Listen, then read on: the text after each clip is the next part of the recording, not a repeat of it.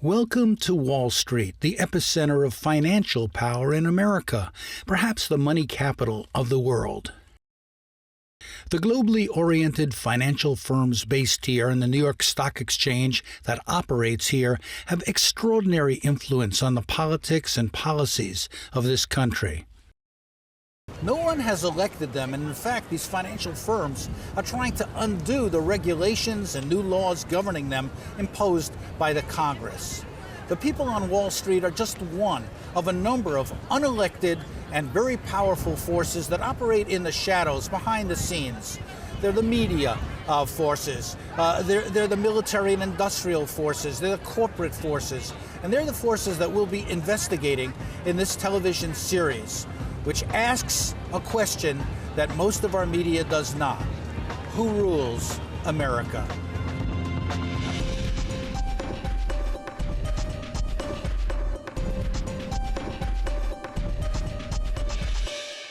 Every 4 years, Americans go to the polls to elect a president.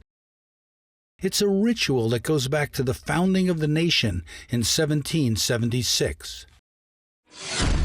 Our economy seemingly on the brink of collapse. High unemployment. Every 4 years, politics and politicians dominate our television screens, dominate our news, and dominate our national discourse.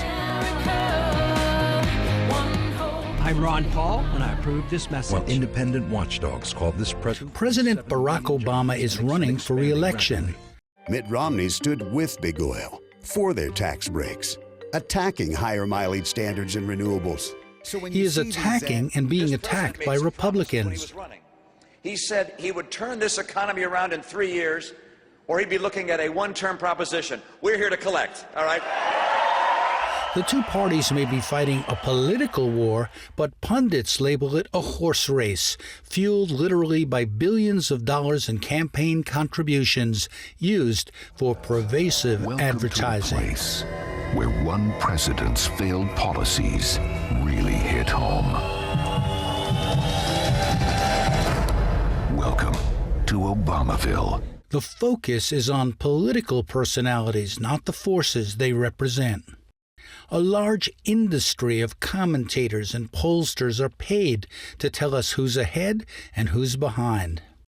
The focus invariably is on the candidates, not the issues, but everyone knows the campaigns are run behind the scenes by professional strategists, media experts, and political advisors. Then there's going to be a one-term proposition.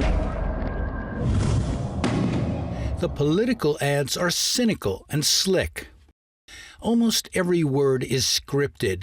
Symbols trump substance. Slogans are market-tested, aimed at promoting perception and reinforcing prejudices. That a rogue nation. Marketing is the mission, selling, not telling.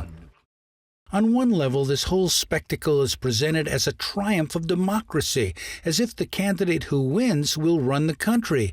But being in office doesn't necessarily mean being in power. Americans believe they are determining their future. Are they? Do most know, or are they ever told, who rules America? I just think that these people, you can't really see them. Yeah? That's what I think. The people who rule America? People are behind the screen. They are behind screen. Invisible. To the general public. And do you think people really know what's going on? To some extent, yes, and to some extent, no. To what extent yes, to what extent no? About 50-50. Who rules America? There's no one right answer. Pulitzer Prize-winning American historian Eric Foner says it's a question that raises many more questions about power that works from the shadows. Who rules America? There's no one single, easily defined group who rules America, but I think not just now, but I think for a couple of generations, we have had what the sociologist C. Wright Mills called in the 1950s a power elite, an interlocking set of connections of people in business, in politics, in the military, who pretty much determine the parameters of possible change. It's not that they rule America in a conspiratorial way And of course, there are elected officials, but the leeway of those officials is constrained by what you might call the permanent government.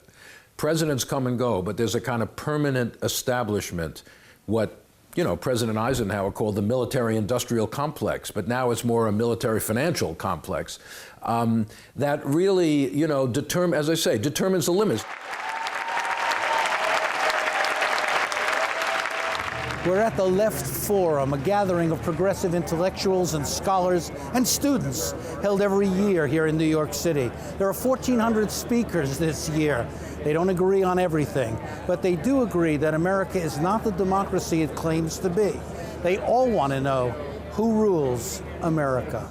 Professor Stanley Aronowitz writes about the research of this man, C. Wright Mills, who a half-century ago wrote about the existence of a power elite that activists today refer to as the 1%, the people who run things. His contribution to understanding the nature of power in America is in the first place to identify three institutional orders that really together form the power elite. An elite that is, generally speaking, unresponsive to the people, unresponsive to democratic liberties and democratic procedures. And he said the three groups were the corporate capitalist institutions, the military, and the third one was the top layer of the political directorate, he called them, and they are the national leaders like the executive branch of government, not even Congress. He said Congress was in the middle levels of power. It doesn't really share the decision to make war, the major economic policies and so on. It participates at some level, but basically it's out of power. And he said that really has undercut the whole pretense of progressive and of representative government. This may be why in recent surveys, only 7 to 9% of the American people in both parties believe that the Congress, the so-called People's House of Government, is representative and capable of solving the country's problems. If politicians are trapped in a polarized and highly partisan stalemate, who does exercise the power to decide what the country's priorities and policies should be? We asked J.K. Fowler, an editor of The Mantle, a political magazine. I think it's extremely complicated. I think there's not one particular answer for it. I think that a lot of the stuff going on in America right now is being led by money and moneyed interest in Washington in particular. But I think there's a bubbling movement from the ground up as well that's happening. Is there a ruling class in America, or is that an outdated concept? No, I'm a strong believer that there's a class, in particular in New York City, but I don't think they're not hidden away in some room with nefarious deeds in mind. It's more structural. There's certain clubs they go to. There's certain streets they live on. They're interacting with one another more. We put that question to Erin Crowell, a 30-year-old working-class mother from a small town in Wisconsin who is working 2 jobs while pursuing her education. If I was to ask you, who runs America? Who rules America? What is your, what is your perception of that? People that have the money to do so, people that have the money and the resources to send a lobbyist to Washington,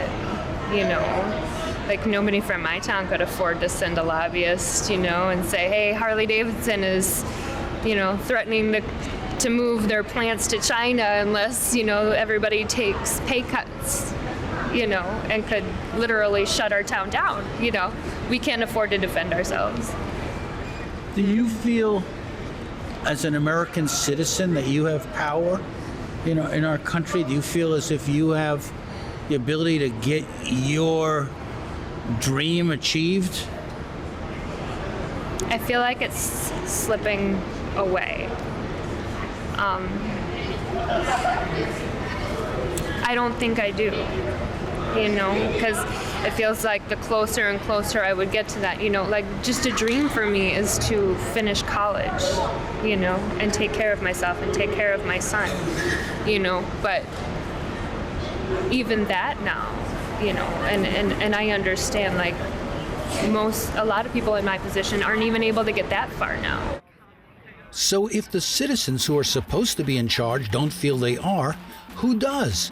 What we found is that by and large, it's the wealthiest Americans who call the shots through unelected institutions that drive agendas in their own interests.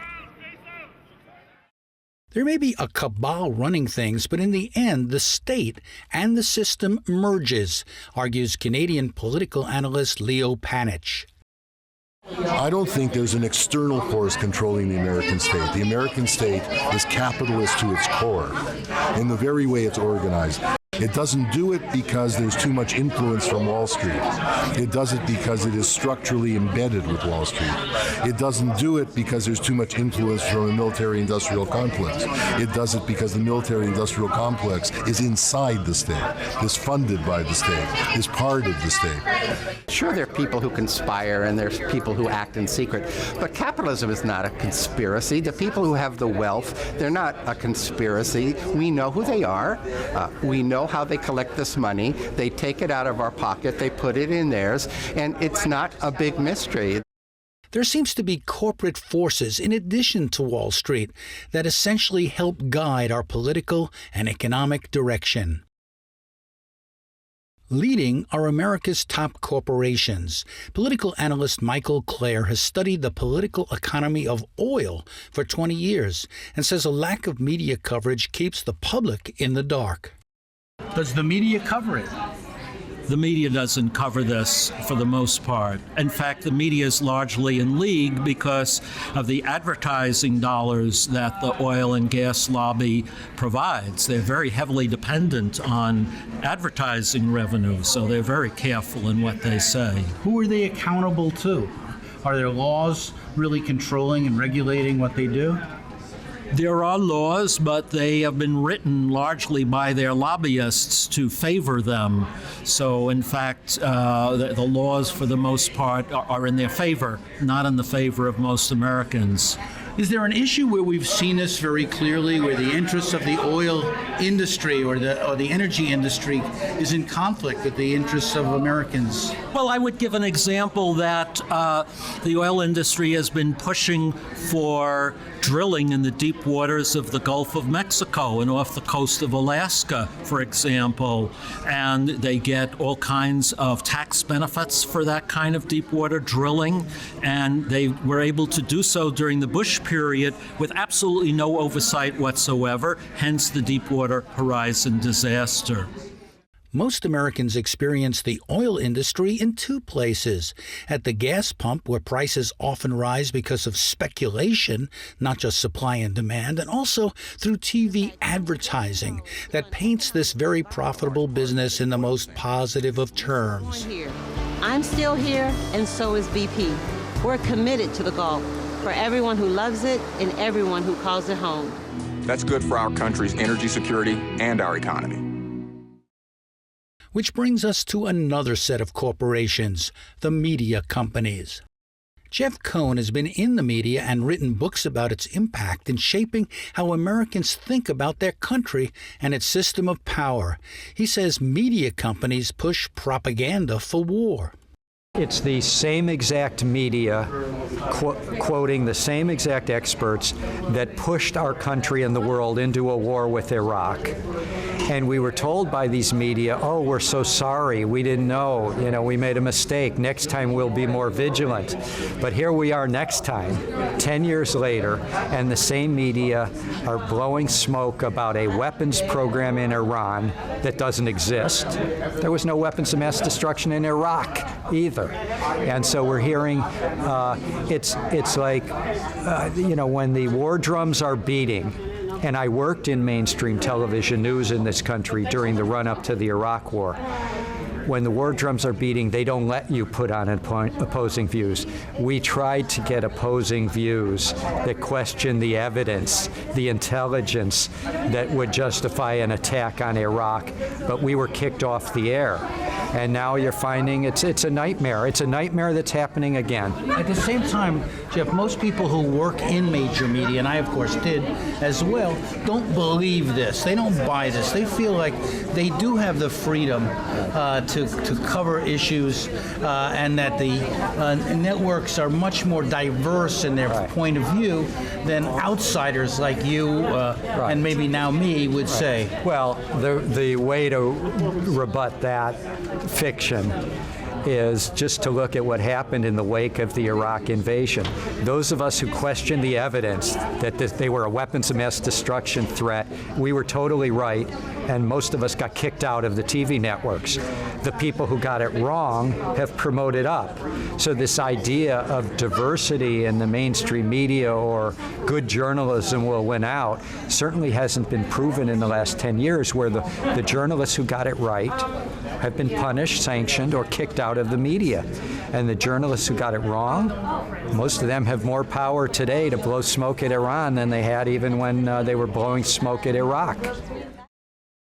Those people, the people who own institutions, are usually very conscious of their power, not just as individuals, but as part of a dominant class, says independent TV producer Brian Drolet.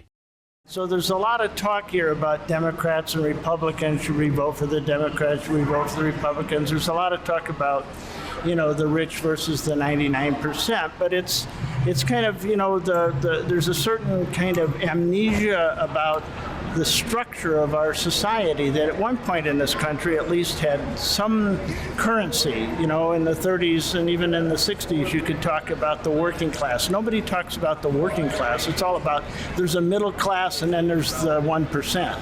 As if there's no, and I guess then there's some, poor blacks and Latinos or something, right? And I think that word has been sanitized and scrubbed out of the vocabulary of the people of the United States, including out of the vocabulary of the left. Now, that's not the entire left, but even the people that use the word class don't seem to have the ability to phrase it in a way that actually means something to people. To talk about class is not to talk about a conspiracy, but a complex system that's evolved over the years, a system that is stratified and uses campaign contributions and lobbying to ensure that the politicians do the bidding of the companies.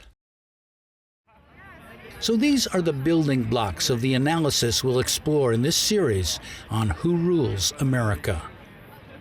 The argument is simple but hard for many Americans to comprehend because many of us want to believe the myths we learned in school that make us feel superior to other countries and other peoples. This has been called American exceptionalism. Many in America believe that God created this country as the greatest country on earth, and that's what makes it so special. You really have to start with that as a basis for how the United States was founded. Roxanne Dunbar Ortiz is one leader of America's indigenous people, the first Americans. They were the ones to be eliminated because it was their land that was wanted, not even their labor. Like in Latin America, the indigenous people were enslaved and made into peasants, peons. But in North America, the Anglo-colonialism in Canada, U.S., New Zealand, and Australia had the motive of simply wiping them out and taking their land. So it's not just that they weren't included, they were to be eliminated.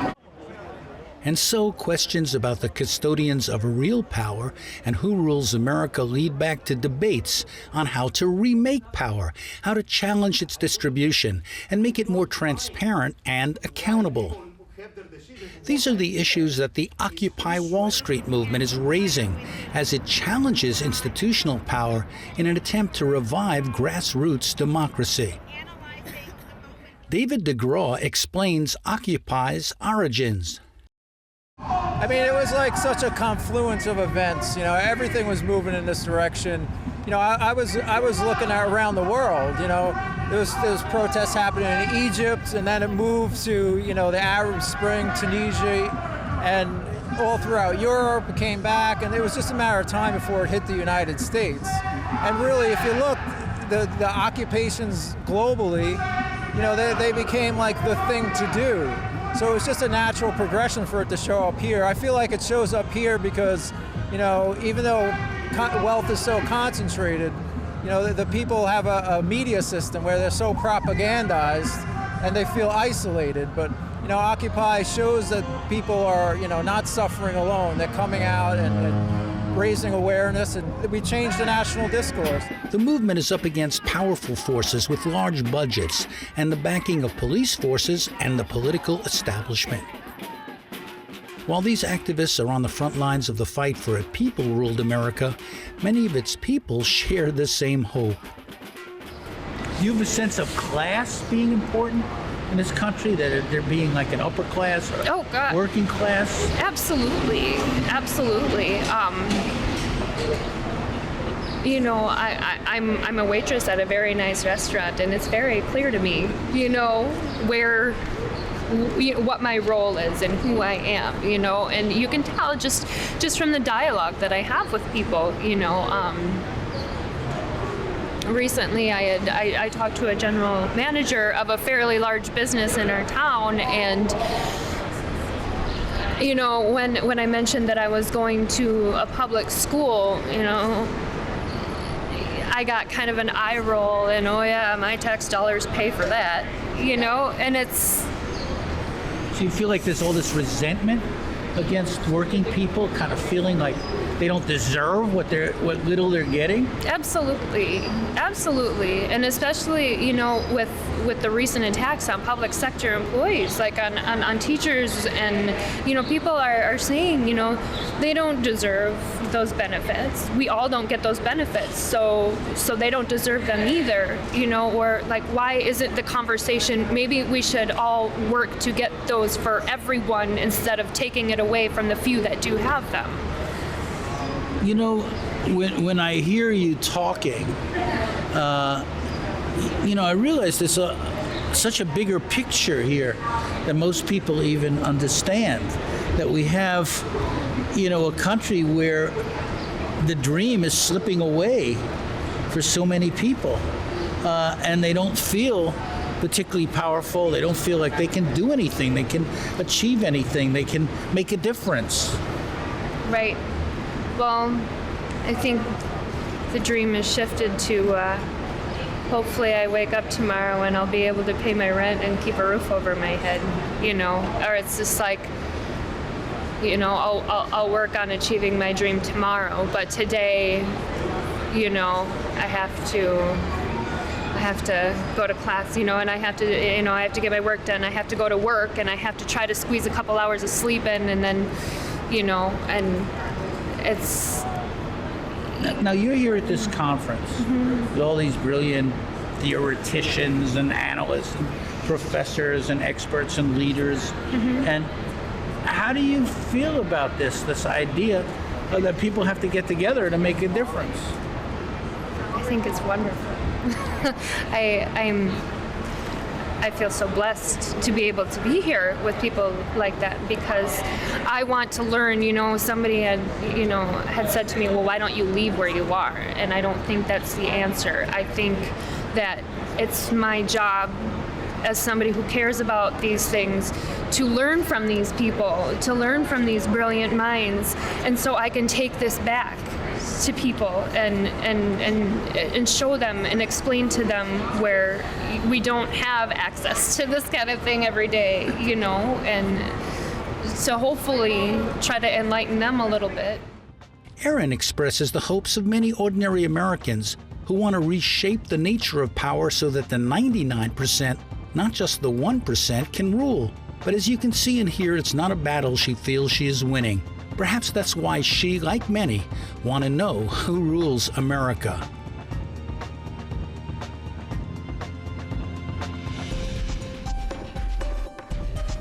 The question of who rules America has been debated throughout America's own history. It was originally raised and answered to some degree by the American Revolution in the 1770s that fought for independence from the British Crown so that Americans, at least some Americans, could rule themselves, or at least they hoped they could. We're at Columbia University with Dr. Eric Foner, a historian and writer and teacher. here at the university for a long period of time. I think what is unusual today is two things. One, the degree of inequality. Never before has the very, very top, the 1%, had so much of the national income and wealth in its own hands. And, so that the gap is greater than ever before. And secondly, Occupy Wall Street is not primarily a movement of farmers, of laborers. It doesn't have the same base. People need to learn history. That's part of our job, to know that this issue has been around for a long time. There was nothing un-American about raising the question of economic plutocracy, economic inequality. It's as American as apple pie. And, I think that the Occupy Wall Street people are, legitimate heirs of a long and venerable tradition in this country. Today, the activists of Occupy Wall Street are continuing the fight for independence and economic justice from domination by a small elite in the name of the majority, the 99% of America. I do think what's been brilliant about the Occupy Wall Street movement is the framing of the 1% versus the 99%. And I think what we basically have is an undemocratic power structure that goes across political, economic, social, and cultural lines. What kind of impact has Occupy Wall Street had in raising basic questions about the nature of power in America? We asked sociologist Stanley Aronowitz. It has an impact on perception. It has changed the conversation. The question is whether or not it will be able to change policy. And the argument that I would make is that it should not worry about changing policy in the short run. The only way to change policy in the long run is going to be to create even a bigger movement. And in order to create that bigger movement, what it has to do is it has to ask the question, what kind of a life do we want to lead? What is the good life? What is a vision of the way in which we want to live? David DeGraw coined the 99% 1% phrase and was an early Occupy organizer. He explained why Who Rules America remains an urgent issue. So you have big banks and concentrated wealth that's just rigged the political process. Investigating it, we have a country where U.S. millionaire households have $46 trillion of wealth. It's just a mind-boggling number. So, over the past generation, all the wealth has gone to the top. Really it's 1/10 of 1%, more than 1%. But, breaking it down even further, you have 400 people who have as much wealth as 155 million Americans. So that's 400 people who have as much wealth as half the population. The seeds of a battle that many of the occupiers see as a new American Revolution is not really new, but deeply rooted in the unresolved history of conflict in the United States between those who own and control its resources and those who want economic equality. So the question is, who rules America? And that's a funny question because then you talk about power. The first thing you have to understand is America is a business venture. Like stolen land, stolen property, capitalism, and it's just about making money. Many revolutions start at the top. In other words, the people who began the struggle against Great Britain were merchants in Boston and New York, plantation owners in Virginia. Most of the founders in Virginia are slave owners. But what happens is, as the struggle intensifies, they have to generate support among ordinary people. And when you do that, you break open the political system and you open the door for very, very different kinds of demands. Slaves start demanding their own freedom. Women, Native Americans, start demanding greater equality. So what happens at the beginning when a more privileged class begins the resistance, that doesn't necessarily tell you how the whole process is going to take place. This conflict between the 1%, actually the 0.001%, and the 99% had its echoes here in the home of America's anti-colonial uprising, in the back streets of Boston, where a freedom trail today commemorates a massacre by the British and a fight for liberty. And that's where we'll take you next.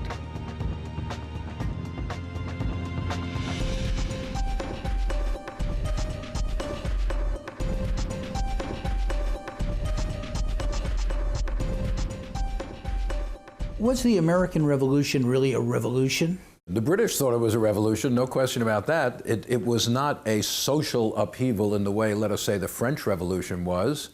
but it certainly overthrew an entire system of government. It replaced the ruling class with another one, so that seems to be what a revolution is about. And it raised these questions of equality in the society. Not just equality in terms of 1% and 99%, but the role of slavery in American life, the status of women in American life. It unleashed a kind of struggle for equality among all sorts of groups, which continued long after the revolution was over. Listen, my children, and you shall hear of the Midnight Ride of Paul Revere. That's one of the most famous poems of the American Revolution. And here we are in front of the statue of Paul Revere, the man who alerted all of Massachusetts to the British troops coming into their communities. We're on the Freedom Trail in Boston, where the American Revolution is remembered. Well, what kind of a revolution was it? What actually happened here in Boston back in the 1700s? What have we learned since then? Thousands of tourists and students visit these revolutionary monuments every day, but most have only a foggy idea of what really happened and tend to repeat the mythologies that are taught in their schools. Here was Paul Revere. Paul Revere was one of the great revolutionary heroes. Are you kids here to see the statue of Paul Revere? Yes, we are. Can I ask you a question about it? Sure. We're doing a little TV program here. Yeah. Who was Paul Revere? What was this all about? Do you know? He was a founding Midnight father. Ride. Yeah, Midnight Ride. To warn about the British coming. Did you know that he was a very rich businessman, a silversmith here in Boston, and that he wanted to be in the Continental Army and they wouldn't let him in? Did you know that? I didn't know that. Did not know that. Did you know that in Boston there was this merchant class, business leaders, the 1%, who were really running the whole show in many ways, and that the people were not as involved because back then there were slaves, there were indentured servants, there were a lot of people who didn't have a say in what was going on. Did you know about that? No idea. I didn't know anything about Paul Revere. We would love to learn from Where did you learn about the revolution? I'm supposed to learn about it in history, but I don't pay. My brother Bill here has taught history to students in Massachusetts for many, many, many years, and has followed, the various debates about our history. What was it about this revolution? Was it a popular uprising, or was it sort of led by elites here in Boston? Well, both were true. There were popular elements. Ordinary people did resent the British.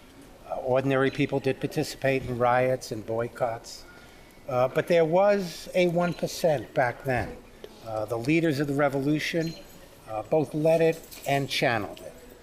They were certainly not above using words like liberty and freedom to deflect and distract people from their own discontents in the colonies. And their own interests. I mean, the business class of Boston didn't want more taxes on their products. They wanted to compete with the British goods. They felt they shouldn't be taxed.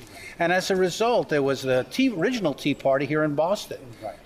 And there were, merchants like John Hancock, who was into smuggling goods. And you're right, they didn't want to pay British taxes. I mean, there were other factors behind the revolution as well. But when this revolution was codified in 1787 at the Constitutional Convention, the people who were invited were the large landowners, the slave owners, the merchant class. No women, no Indians, no blacks, no working people. Actually, there were slaves that were inspired by the revolution to try to get their freedom. Some actually did. I think the idea of the revolution and the idea of democracy were radical, inspiring, revolutionary, in ways that actually might have made the leaders uncomfortable, since some of them themselves owned slaves. They really didn't want this to go viral in the way it did around the world. So who ruled America then? In a way, their grandchildren are ruling it today. And sometimes direct descendants of those people. So, there was a certain amount of class mobility, indentured servitude disintegrated due to the chaos of the revolution. But I don't think the people who led the revolution really intended a social revolution. That was really not what they were thinking about. After the revolution, people like Daniel Shays in Western Massachusetts, a farmer, a captain in the revolution, did try to inspire, organize another rebellion against those who he saw as replacing his British masters. This time they were the colonial leaders.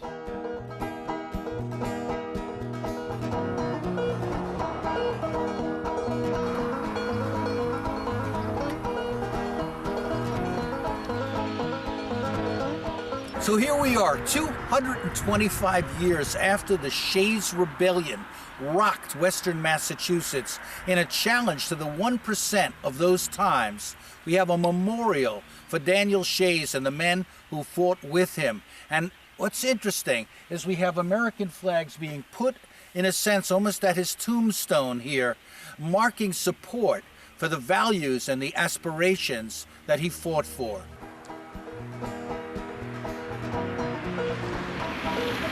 My name is Dave Rothstein.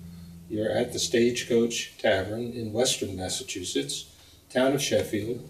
And this painting is a painting of Daniel Shays' militiamen. Daniel Shays fought in the Revolution. They came back from the Revolution and found their farms being foreclosed and many put in prison because of the same debt crisis that we're experiencing now. There are many similarities, but essentially one of the promises of the Revolution was to annul the foreign debt.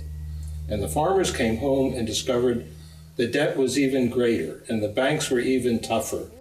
Today, the Shays Rebellion is mostly forgotten, but it lives on YouTube with songs and dramatic recreations.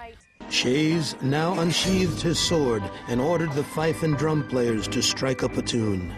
The men began marching in cadence. The irony, says historian Eric Foner, is that Shays was just a frontman for a mass movement. In fact, it was the opponents who said it's Shays' rebellion in order to find a kind of boogeyman, they could attack. So let's forget about Shays as a person and think about the mass movement, the farmers, the ordinary laborers who took to the streets, shut down the courts, and said, wait a minute, we had a revolution. We have installed a government that's supposed to represent the people here in Massachusetts, and yet it's talking, it's the bankers and the landowners and the merchants who are getting the benefit of everything. It was the first Occupy Wall Street movement. They petitioned the government in Boston for redress, and the government ignored the petitions. And they're having still had their arms, they went to these court sites and picketed to prevent the courts from sitting. Succeeded to some extent until private militias were formed and the Massachusetts militias were formed to suppress it. It was suppressed right near here, right? The last battle was fought in Sheffield. It was led by Brigadier Ashley, the Ashley House is still here. And Colonel Ashley, his parents, were one of the heroes of the Revolution. So here we have the same family building independence, but then trying to suppress it. If many white Americans were disappointed by the achievements of the American Revolution, what about blacks and Native Americans? In 1730, when Sheffield was incorporated, there were 30 black families in Sheffield. Half were slaves, half were free. But the famous story is, again, at the Ashley House. One of the servants, Elizabeth Freeman, called Ma Betts, overheard all the talk about the Massachusetts Declaration of Independence at the dining table. And it occurred to her that maybe she might qualify. And she actually filed in the court of Great Barrington and won her freedom. So here you have the court giving freedom on one hand and suppressing freedom on the other. Years later, a small black community in the area that Daniel Shays made famous became the home of a young man who had become a leader of the fight for civil rights. He coupled concerns for racial equality with demands for economic justice. Today, in the center of his hometown of Great Barrington, Massachusetts, there's a wall mural celebrating his political and intellectual contributions. It includes quotes from President Barack Obama and Martin Luther King. Dr. W.E.B. Du Bois. Du Bois was one of the giants of the 20th century, although of course he's born in the 19th century, Du Bois put forward the issues which are still with us, the race issue in America. You know, he said in 1903, the problem of the 20th century is the problem of the color line. It's still a problem in this country and around the world. Du Bois talked about economic equality and how to gain that, and he grappled with these questions. He's a brilliant writer, a brilliant thinker, and much of what he said is still relevant, I think, to thinking about American society. What about Native Americans? They were the ones to be eliminated because it was their land that was wanted, not even their labor. Roxanne Dunbar Ortiz is part of America's indigenous movements and says the people we call Indians were being exterminated. We asked her about the American Revolution. It wasn't a revolution, it was a war of independence from the colonial overpower, but it wasn't an anti-colonial revolution like the Bolivarian revolutions in South America or the Haitian Revolution. So there are many different, even competing narratives about the origins of the United States. The United States, of course, was founded as a settler state, as a colonial state, became an imperialist power. And the democracy has always been an oligarchic democracy, a capitalist democracy with a rhetoric of populism, which is so strongly based on race. That is, if you're not black, if you're not a slave, you're not indigenous. If you're white and a settler, then everyone can be a king, everyone can own land and be a landlord. So all these peasants who came as settlers, the dream is to be, be the king of the hill. And so it's a very insidious kind of democracy because it's an illusion. Illusion or not, this is a subject that needs to be examined if we are to understand who rules America, the origins of the 1%, and then teach about it. So this is all part of the history that most Americans probably don't know. Did you find when you were teaching students here that many of them just didn't know much about their own history? I think there are many students that I taught in one of the towns that fought at Concord who were never even in the spot we're standing in now. And I think that that's true, that many kids were not familiar with that history, beyond local battlefields and so on. The other thing about the Revolutionary War, which is relevant to today because we live in a globalized world, is that this revolution started locally here in Boston, but soon the British were involved, the Dutch, the French. It became a war of many different countries all fighting on American soil. Well, very true. And the French intervention was very critical to our success. It wasn't all through the force and valor of our arms. There were other people involved. But I think the idea itself has played a revolutionary role in history. But the idea itself did not create a deep social revolution in the United States. And to this day, people are distracted by words like liberty and freedom and justice in the same way that they were back then. Ironically, the original Tea Party, which inspired the modern right-wing Tea Party movement today, was actually a protest against an earlier form of corporate imperialism. Why was tea the issue, not corn or whiskey or something like that? It was because the East India Company had gone bankrupt in China, and the Crown, the British Crown, bailed them out so they wouldn't, lose their assets. But then the Crown looked around and said, well, what does the company have that we can sell? Well, it turned out what they had was tea. So they decided to market the tea. And that's why it was tea that was the taxed issue. So here you have a big financial failure, and it was global. The implications rippled across the Pacific, rippled across the Atlantic, and we have the Boston Tea Party.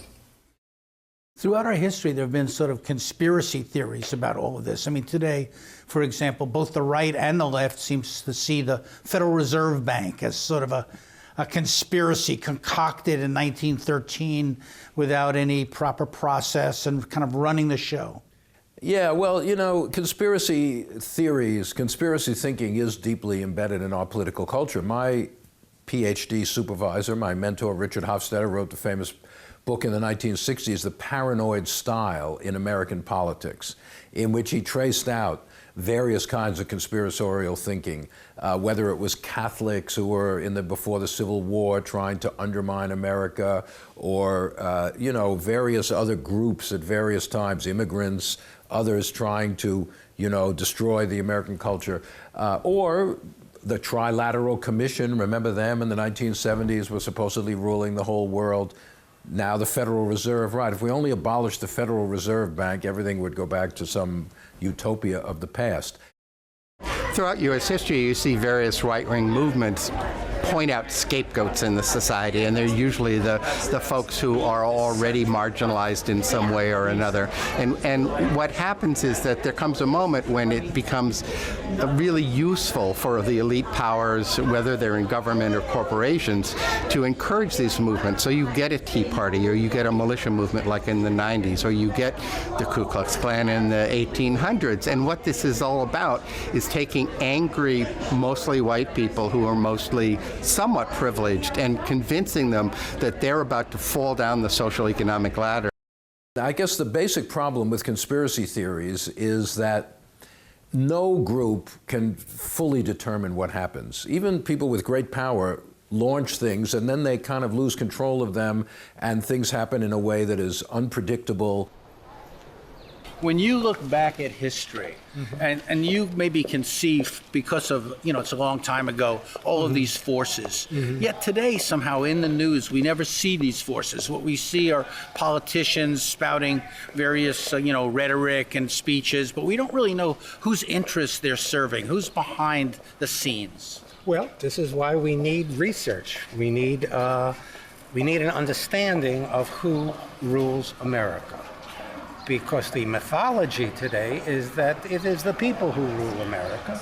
And most folks don't know a great deal in terms of specifics about the role that corporations play, the way politicians are tied to corporate interests.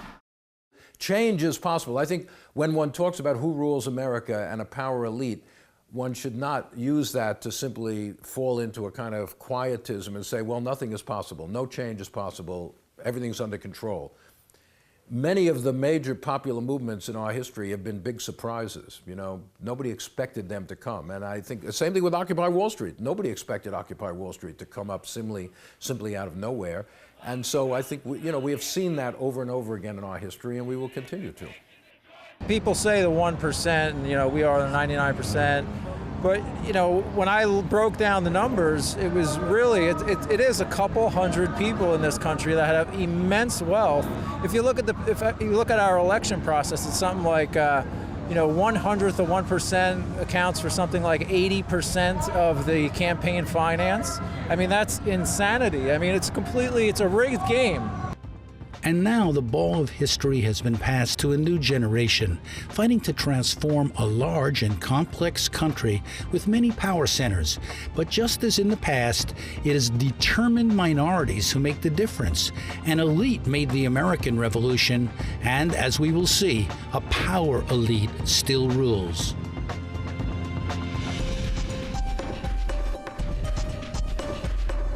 Ike for president, Ike for president, Ike for president, Ike for president. You like Ike, I like Ike, everybody likes Ike. When retired World War II General Dwight David Eisenhower ran for president, he was hailed as a military savior, an all-American hero from the plains of Kansas. Everybody likes Ike for president. Hang out the banner, beat the drum, take Ike to Washington. Now is the time for all good Americans to come to the aid of their country. Vote for Eisenhower. No one expected that in his farewell address he would identify and oppose the emergence of a new power constellation, the military-industrial complex. In the councils of government, we must guard against the acquisition of unwarranted influence, whether sought or unsought, by the military-industrial complex. The potential for the disastrous rise of misplaced power exists and will persist. We must never let the weight of this combination endanger our liberties or democratic processes. His was a prophetic speech, especially for a military leader who saw that a fusion of government and corporate power could lead to what he called unwarranted influence and misplaced power.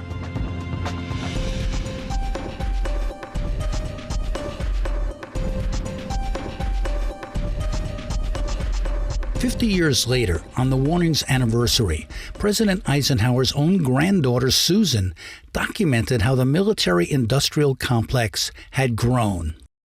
She wrote, "In less than 10 years, our military and security expenditures have increased by 119%.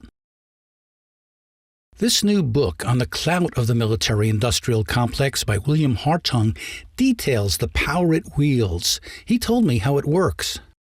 Military contractors, uniformed military, the Pentagon, basically pushing their interest at the expense of taxpayer, national security, in some cases their civil liberties. Is it a description of an actual reality? Well, the military-industrial complex is probably more real now than it was when Eisenhower coined the phrase. A company like Lockheed Martin, not only are they building missiles, they're building cluster bombs, they're building submarines. At the same time, they're helping process your taxes, they're counting the census, they're running fingerprint databases for the FBI. So it's kind of morphed from just the military-industrial complex to sort of the national security state. So you've got surveillance as well as weapons building. Hartung says these companies, in effect, dictate our foreign policy. They've sort of captured our foreign policy and captured our military policy, really for special interest purposes to a large degree. Writer David Swanson believes that this military-industrial complex relies on wars or the threat of wars to stay in business. President Eisenhower pushed war propaganda in the very same speech and throughout his career, but he could not have been more right. I think he probably did not imagine how huge the problem of what he called the military-industrial complex would become. I describe it as a banker bailout every year. It is $1 trillion, over $1 trillion every year into the machinery of mass murder. It is over half of federal discretionary spending from the U.S. government. It is as much and more than all other nations of the world put into the military each year. It is much of it unaccountable. The Pentagon routinely loses quantities of money that are as much as most other governmental departments get. It's not just that more money is being spent on arms, but the rise of the military-industrial complex has been accompanied by an overall rise in corporate power, and not just in the military sphere. Military contractors now have disproportionate influence, says Sheila Krumholtz of the Center for Responsive Politics. There is a huge sum of money coming from defense contractors in particular, and these range from AT&T and Boeing, the largest multinational kind of Goliaths. Their primary source of revenue may be telecommunications or transportation, but they have huge contracts worth a ton of money with the DoD and military. There have been a number of pieces of legislation aimed at both making that connection more transparent and trying to put a lid on the kind of pay-to-play method that has ruled, for instance, earmarks. Have we seen a pattern of military and industrial collusion and industrial companies that do business with the Pentagon giving more and more money to politicians? Many defense contractors were making contributions, spending lots of money to lobby, and in exchange winning contracts that maybe they weren't the best organizations to benefit from. So there has been a lot of research done about how money greases the skids for defense contractors. I'll also say that the revolving door plays an important role. So it's not just money, it's other forms of elite influence where people in the Department of Defense are kind of lining up their jump to the private industry where they can rake in huge sums of money and lucrative posts in private industry that they used to regulate. Alongside the military are huge intelligence agencies with vast budgets to spy, run covert action operations, collect personal data, and conceal how powerful interests operate. Today, the former head of CIA runs the Pentagon and was replaced by a general. The head of the Navy SEALs runs the Central Command. Secrecy is pervasive in a national security state, even as groups like WikiLeaks try to disseminate hidden information. WikiLeaks, your baby, has, in the last few years, has released more classified documents than the rest of the world's media combined. Can that possibly be true? Yeah, can it possibly be true? It's a worry, isn't it? That the rest of the world's media is doing such a bad job that a little group of activists is able to release more of that type of information than the rest of the world press combined. Years earlier, an auto executive turned Defense Secretary Charles Wilson said what's good for General Motors is good for America. He saw no distinction between an elected government and an unelected corporation. GM was a car company that became a major defense supplier, buoyed by military spending, and then years later became a mortgage lender, driven by Wall Street-originated and often fraudulent subprime loans, until it nearly collapsed and had to be bailed out by government.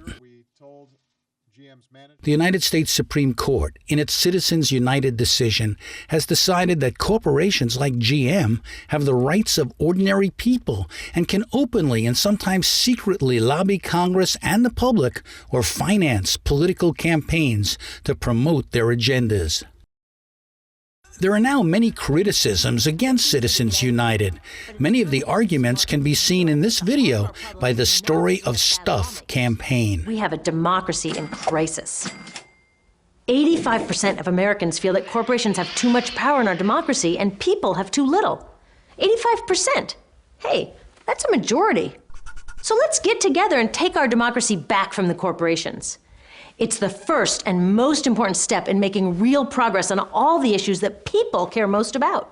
There is also a counter-campaign underway against corporate control of politics, focusing on two billionaire political donors, Charles and Edward Koch, two brothers, both industrialists, and both funders of conservative campaigns, including one to suppress voting by Democrats.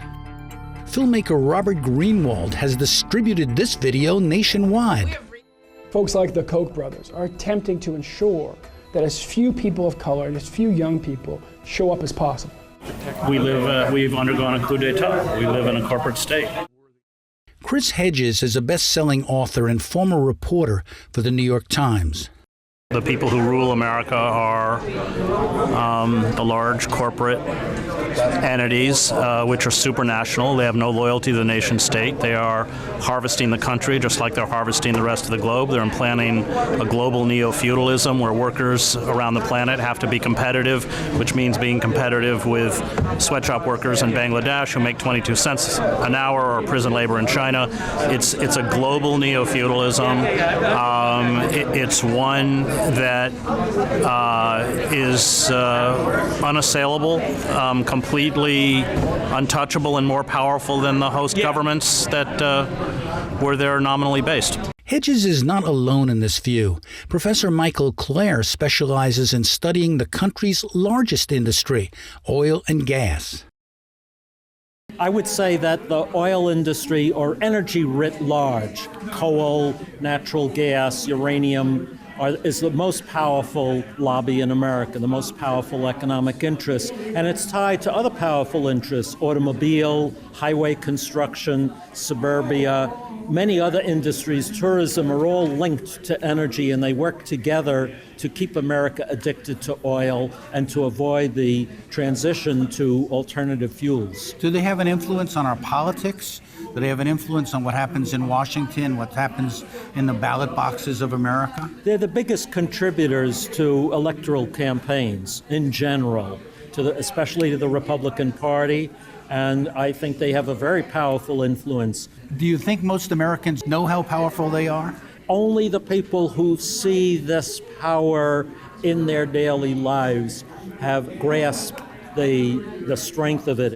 For many Americans, the military-industrial complex is seen only as a source of jobs, and in fact, military contractors win political support and federal funds by promising to create jobs. There are real jobs, people working in the weapons factories and all the subsidiary subcontractors, but it's a fraud because you could take those same dollars and put it into any other industry, into infrastructure, green energy, education, or even into tax cuts for working people and produce more jobs than you do with the military spending. So it's worse than nothing, purely on the economic terms. For years, there have been protests against America's wars and the military, but most have targeted politicians, not necessarily the corporations who profit from making weapons and other products for the military. One of the groups that's most visible in challenging militarism is a women's group, Code Pink. Medea Benjamin is a co-founder. I've learned that we don't rule America. I've learned that the Democrats don't rule America. The corporations rule America. I've been doing the work on the wars, and I've just been floored at how powerful these weapons manufacturers are and how powerful the contractors are, and that they have the ability to kind of keep wars going. I mean, that's pretty amazing when you think about it. Like, I'm just doing a lot of work around the drones issue. Do you know there's a drones caucus in Congress? I mean, instead of having a caucus to feed preschool children, they decided it was more important to have a drone caucus, and that's because all the manufacturers in their districts are funding them. They are quite open about it, and in fact, over 50 members of Congress have created a caucus for drones, where they openly promote the use and sale of drones at home and abroad. And then they've now authorized the flight of at least of up to 30,000 drones in U.S. skies for whatever purpose. This is in contrast to the lack of any caucus for senior citizens, for children, for health coverage, for green energy, for human beings. There's a caucus for robots. Eisenhower was so right, and he was so right when he said that it steals money, it robs us of food for our children, of health care for our parents. He was so right, and it's just worse and worse. And you get the little puppets in Congress, and I live in Washington now, so I see these little puppets and wish that they were like the NASCAR drivers that had to have their corporations on their suits, but they don't rule America. The corporations obviously rule America, and when it comes to war and peace, those corporations are so powerful that they've kept us for the last decade in war, and if we don't do something about it, they'll keep us in war for the next decade. Beyond the debates about the role of the military, there may be a deeper challenge, because the United States has evolved from a nation into an empire with a far-flung system of bases, economic interests, and intertangled business dealings all around the world. Top political leaders interact with corporate leaders at meetings of elites like the Bilderberg Conference, the Trilateral Commission, and the International Monetary Fund meetings. It's all part of a global structure of corporate culture, politics, and power. Some, like the billionaire George Soros, told me a while back that the World Economic Forum is more like a networking party than a decision-making venue. Decisions are often made behind the scenes, not at public events. The Davos meeting is an enormous sort of cocktail party. A lot of contacts, people meet and so on. A lot of things are discussed. It's actually very convenient because you can meet a lot of people whom you want to meet in a confined period of time. And it's also a media event. Is it also a symbol of the growth of sort of economic power, of over political power, a lack of sovereignty, a loss of sovereignty by some countries? Well, it is actually symptomatic of the age, because you have presidents and prime ministers courting the financiers and the industrialists. Only a few Americans seem to understand how corporatization and globalization go hand in hand. Walter Teague was one of the first activists against the Vietnam War. He believes that Americans can't see the facts because they're trapped in myths. I asked him how he would explain this situation to people on Mars. I'd have to explain some very crazy things to them. I'd have to explain it in terms that they would perhaps understand. I'd have to not use some of the terms that Americans commonly use, because if you use the language that we're taught in school about democracy, free will, all of how the United States is number one, uber alles, right? All those terms lead the person to not being capable of understanding what you're saying, which is that there are really, and have been for a long time, a very small percentage, 1% or something like that, who really make most of the decisions.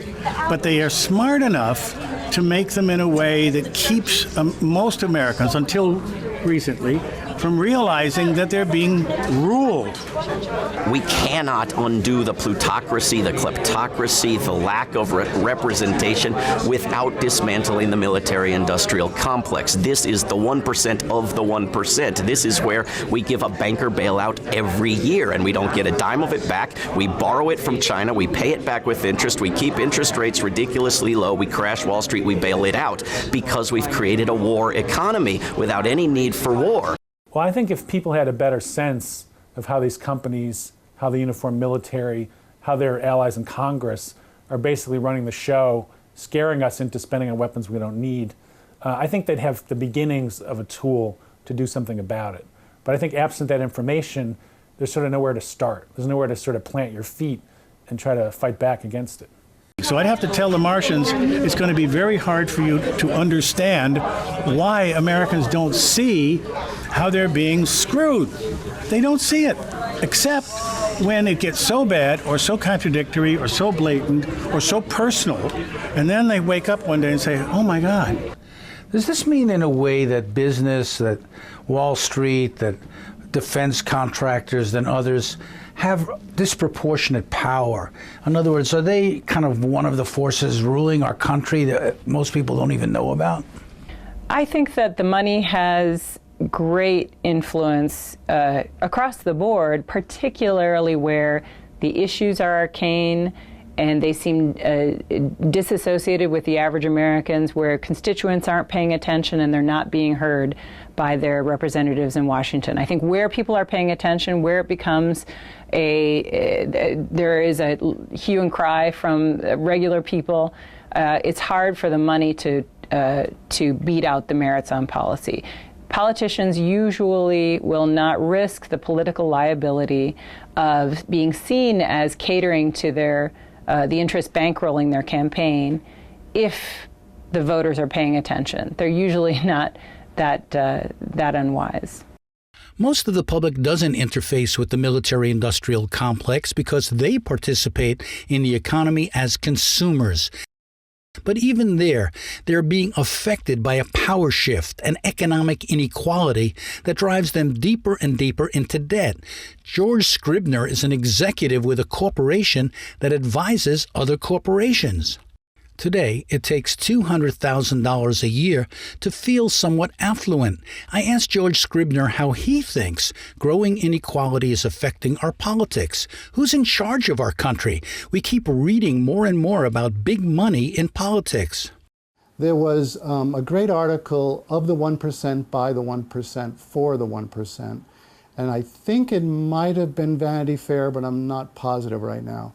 But they made a point that in politics, that I've been making in terms of business, is that since World War II, it was head count that made a difference. One person, one vote. So you play to the vote, One person, $1. You played to as many people as you could to get the dollars.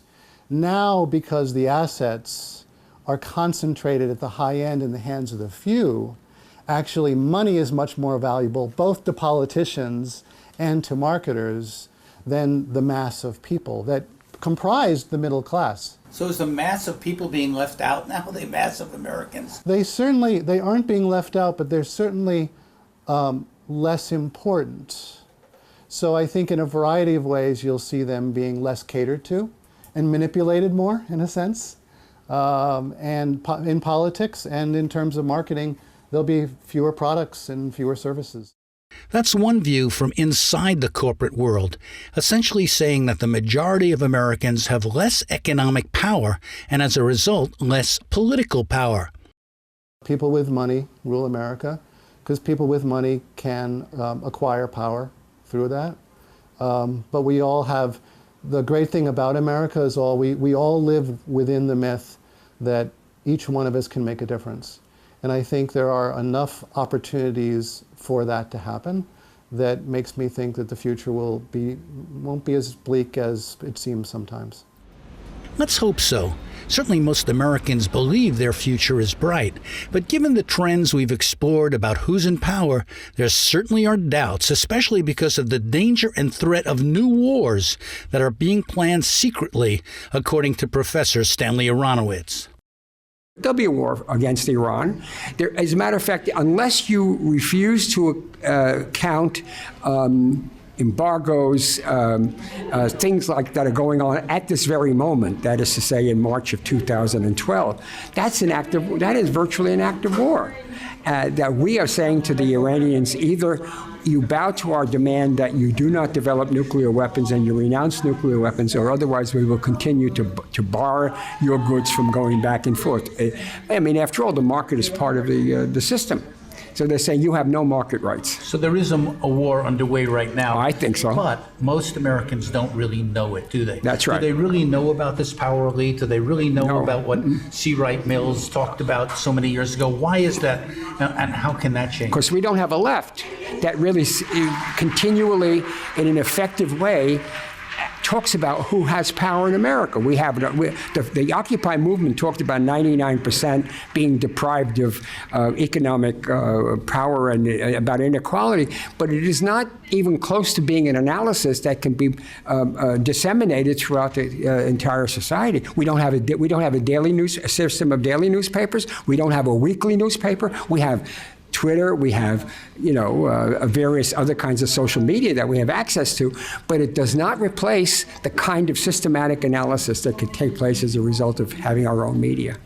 So Americans, in a way, are still in the dark, and I think, the Left Forum and so many other efforts are attempts to challenge that, to change that. Well, yes, that's right. Even as President Eisenhower exposed the military-industrial complex, he also expressed a very American, deeply felt desire for peace and justice that history has largely forgotten. From the earth. And that in the goodness of time, all peoples will come to live together in a peace guaranteed by the binding force of mutual respect and love.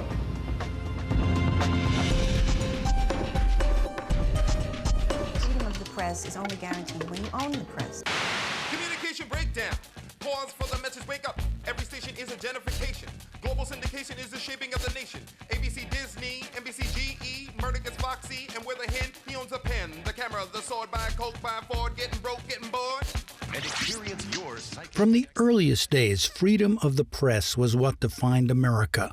Thomas Jefferson, who helped write the Declaration of Independence, believed a free media was essential for a free nation, saying, were it left to me to decide whether we should have a government without newspapers or newspapers without a government, I should not hesitate a moment to prefer the latter. That was in 1787. Today, our newspapers seem to be fading in importance in a multimedia world that is largely owned and controlled by a handful of large media corporations. I think we're probably the most media-dominated society in the world. Jeff Cohn worked in major media. Now he's one of the industry's fiercest critics.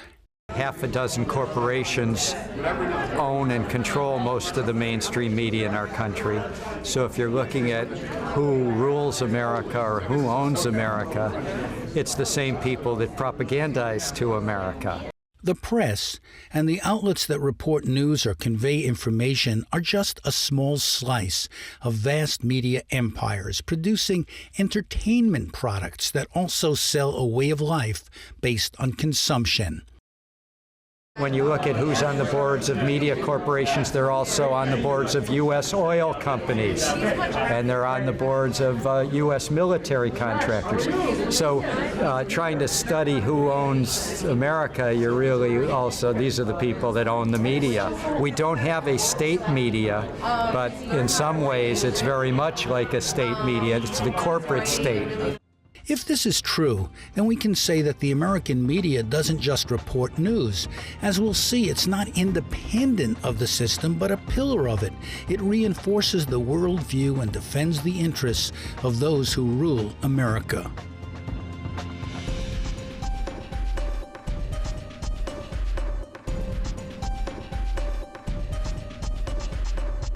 "30 years ago, 50 companies dominated American media. Now it's down to 6. Here are some charts on media ownership that illustrate this concentration. With new global digital enterprises like Google, Facebook, and Twitter growing in importance worldwide, U.S.-based media became a transnational force. The U.S. media companies are themselves owned in large part by hedge funds, mutual funds, and finance companies. Barry James Dyke is an asset manager who has studied media ownership. The research which I've done is unequivocal, and I kind of stumbled into this, is that the media companies, the major media companies, i.e. the Disneys, the CBSs, the news corporations, all of them, this is all public documents, is that they're all actually owned by mutual fund companies. The majority shareholders are owned by mutual fund companies. So, and also they also get a lot of their revenue from these companies. So you're never going to see any consistent criticism about these fund companies. Are these companies investigated by the media? No, they're not. Are they responsible to the public in some way? Are they accountable? Do the public really know what they're doing? The public really doesn't have a clue. They really don't know what they're doing. He has documented his findings with charts in his own book, The Pirates of Manhattan. Well, people are not going to be not getting the truth. But there is a lot of coverage, especially of politics, that's often treated as a sporting event, with an emphasis on poll numbers and election results. Mary Boyle follows media coverage of elections for Common Cause. What about the role of the media? Is the media helping to strengthen our democracy, or do you think it's helping to divide us? Well, I think that's a great question. I think that, there are a couple of things going on there. Obviously, you've got kind of cable channels that are, in different camps, and they are not showing different points of view. You've got Fox News showing the right, you've got MSNBC showing the left.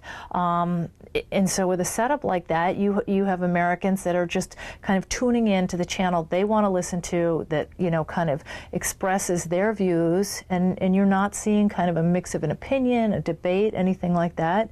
You've also got, the shrinkage of the media. You've got less coverage of what's going on. And I think this is particularly concerning more around kind of state-based and local politics, where there's even less coverage of what's going on in politics. But even as the world is known for its diversity, American media is not. Editorially and ideologically, the power elite tends to reflect the views of the government and the people who shape its views. Dissenting politicians like Congressman Jesse Jackson Jr. have a hard time getting their views heard. Who owns the media? How the media is translated? Some of the moguls and the titans of media and industry are part of the problem. They shape a narrative for the American people, a narrative that ultimately leads millions of people to vote for candidates based upon the narrative that they shape, based upon the talking heads that they control.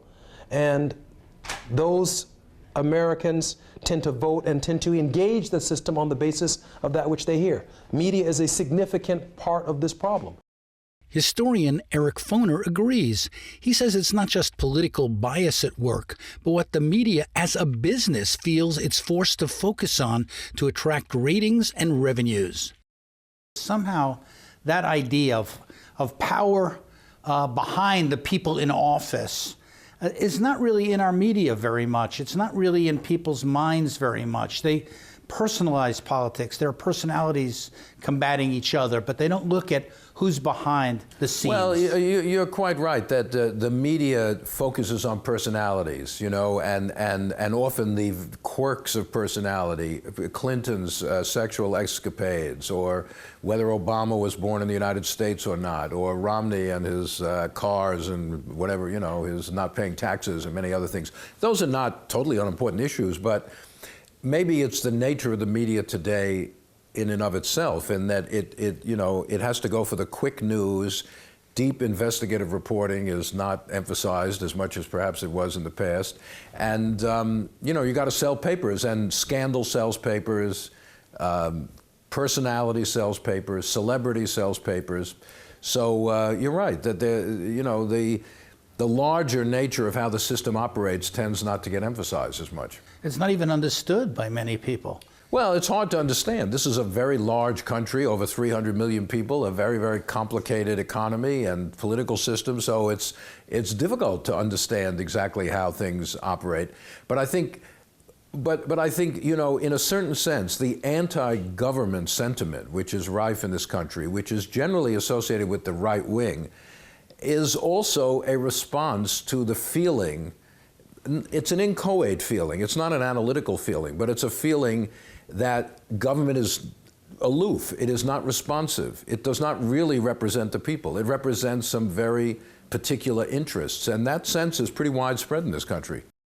Media watch groups are also concerned about the lack of diversity within the media that makes it unrepresentative of the country it serves in racial, ethnic, and gender terms. The unwritten credo of the New York Times is do not alienate those for whom we depend on for money and access. Chris Hedges was an award-winning journalist for the New York Times, an American media star. And that means the power elite and the financiers who advertise. But it's expandable. I mean, you have at least in the positions that I was in, the possibility to do journalism. Not that there aren't, restrictions or constrictions. There are, and not that they can't be punishing. Hedges' work is still very respected, but he believes that much of the press is ultimately a charade that covers up for power more than covers it, especially when reporting on elections.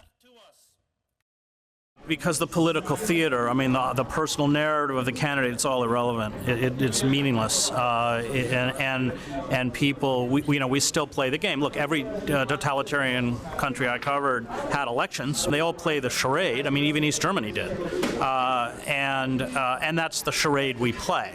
And when we have a compliant corporate media that pretends that charade is real.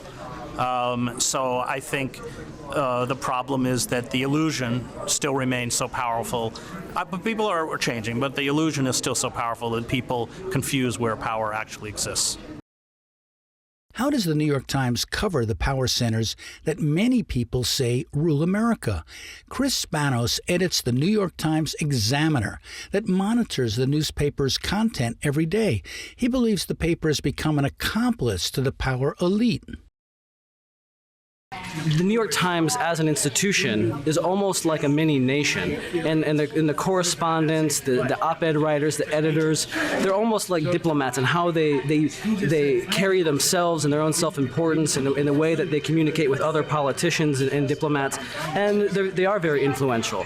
Would you say that they're a disseminator of ideology in America, not just of information? Absolutely. They disseminate a very particular ideology, and that their readership is primarily managers and people who make around over $90,000 a year, and so they cater to a managerial perspective, and so they have a pro-management when they're discussing labor relations. They often have a pro-management view, a pro-business view. Financial journalists like Stacy Herbert and Max Kaiser found that many pro-business views in some media outlets were often uninformed, as they told me on a radio show. From December 2008, so well after the collapse of Bear Stearns, Lehman Brothers, the market's tumbling 1,000 points in a day, and the head of BBC World News Business said, and we had a 10-episode contract. Do you think the financial crisis will last all the way through these 10 episodes? So in other words, the people actually in charge of planning the coverage are very uninformed themselves. Well, the mainstream media are themselves deeply in debt. You know, the news organizations have become entertainified, and to compete, they take on enormous amounts of debt. So the bankers, they don't want to insult their creditors because they might cut off their lines of credit. So they're not unbiased in this regard in any stretch of the imagination. You see this most spectacularly with the New York Times. Their coverage of the Wall Street is pitiful. To my world. One reason the press is so pro-business is that they are themselves businesses. The people who run media companies increasingly pay themselves huge salaries and bonuses the same way that bankers do, says Barry Dyke. Les Moonves, I couldn't believe he made $59 million in 2009, and he racked up, it was just disclosed the other day that he made close to $70 million in 2010. And that's the head of CBS. That's the head of CBS. But you're saying that all of them are really running their businesses as if they were banks. I mean, that's pretty good. That's banker pay. I mean, $70 million is a lot of money in anyone's book, and that's what they're getting paid. So the media companies are really part of this whole system of who rules America. They're part of these interconnecting, interlocking relationships with financial institutions. There's no question about it. You get the media companies, which are huge. It's part of the empire. You get the media companies, you get the bankers, of course. You have your massive, unions. Okay, you have other factors as well. But the media is definitely part of it, and the asset managers. That's exactly it. The corporations that own the U.S. media and own U.S. television are very wealthy and very powerful. And the people at the top of the news networks get paid an awful lot of money. I have never earned anything close to the amount of money I earned in the 1 year I worked where General Electric was my boss at MSNBC. So what I think happens is a self-censorship where the people who rise to the top have learned how not to rock any boats, and they know if they do rock boats, they will lose their huge salaries.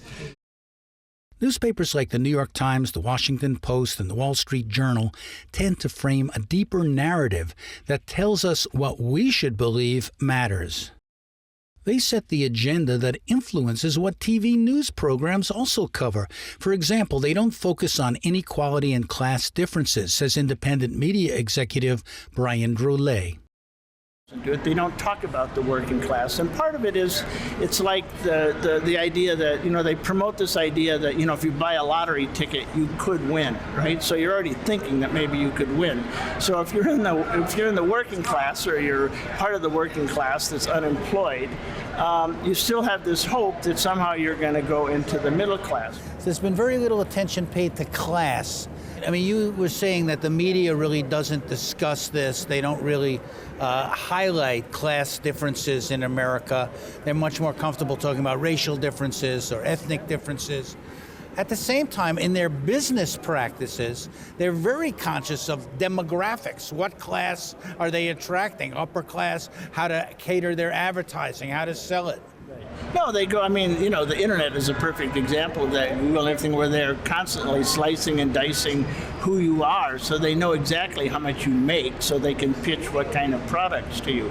But that's this whole sort of madness of the consumer society that's been created by modern capitalism. But the key thing I think that you're getting at is that even though there is a reality of class, a working class in this country, and a ruling class or a bourgeois class, people have been trained not to think in those terms, so they don't even know who they are. Some networks, like Fox News, owned by Rupert Murdoch, seem to be more comfortable presenting a right-wing political line. They have helped shift many media outlets to the right. There is a school of thought that says we should have given the citizens of Baghdad 48 hours to get out of Dodge and flatten the place. Then the war would be already over, and we could have done that in 2 days. That may be so, but old media is being eclipsed by the new, says George Scribner, the vice president of Digitas, a company that comes up with digital strategies for big companies and studies how affluent consumers now drive marketing in an era of growing economic inequality. The one thing that's different now is that the media is owned by everyone. You know, the thing that's kind of leveling off the dollars to some extent is that everyone has access to Twitter, everyone has access to blogging, and there's this new kind of fast and fluid coalition building. Like Occupy Wall Street was one example of that. The Arab Spring was an example of that. So in some ways, kind of there's a new check and balance. I don't think that's necessarily changing the restructuring of income and wealth, but I do think there's another trip switch that might help us when things get too bad. So the digital media, in a way, is where democracy is today. It's not in politics, it's not in big business, it's not in big money. That's true. I think that's well said. There is some debate on how free the internet really is, given corporate control and government censorship, but it does make possible more interactivity. At the same time, media attention still tends to revolve around a political elite with authority, even if that elite doesn't necessarily have the power to shape priorities or impose policies. But when you talk to ordinary Americans, many of them feel it's totally fair. Yeah. They're seeing different points of view. They're seeing people who are critical from time to time. They see the media as the liberal media in some instances. I was in the Soviet Union, and we were always raised in this country that's pure propaganda. And frankly, it was very ineffective propaganda because they never pretended to have two points of view. They would have one point of view saying how great things are. But in our country, propaganda is really effective because they have the appearance of debates. The United States of America will not permit the world's most dangerous regimes to threaten us with the world. Jeff Cohn says that just as Americans were misled about Iraq before the war, they are being misled today about Iran. He pointed to a study about Iraq before the American invasion that found that of some 393 people who were interviewed on all the networks, only 3 were anti-war. Because almost everything we knew about Iraq before the invasion turned out to be false. And almost everything we're learning today about Iran is not accurate. And we went to the New York Times a couple months ago where they said that the International Atomic Energy Association has put out an assessment that the nuclear program in Iran has a military objective. And FAIR, this media criticism group, went to the Times and said, which report is that? We've never heard of it. The Times knew they'd made a big error. It was a prominent error. They removed the sentence from their website, but they refused to correct the error. It's not just wars that get propagandized. Media does not often cover the people behind the scenes who run things, says William Hartung, who has written about the military-industrial complex.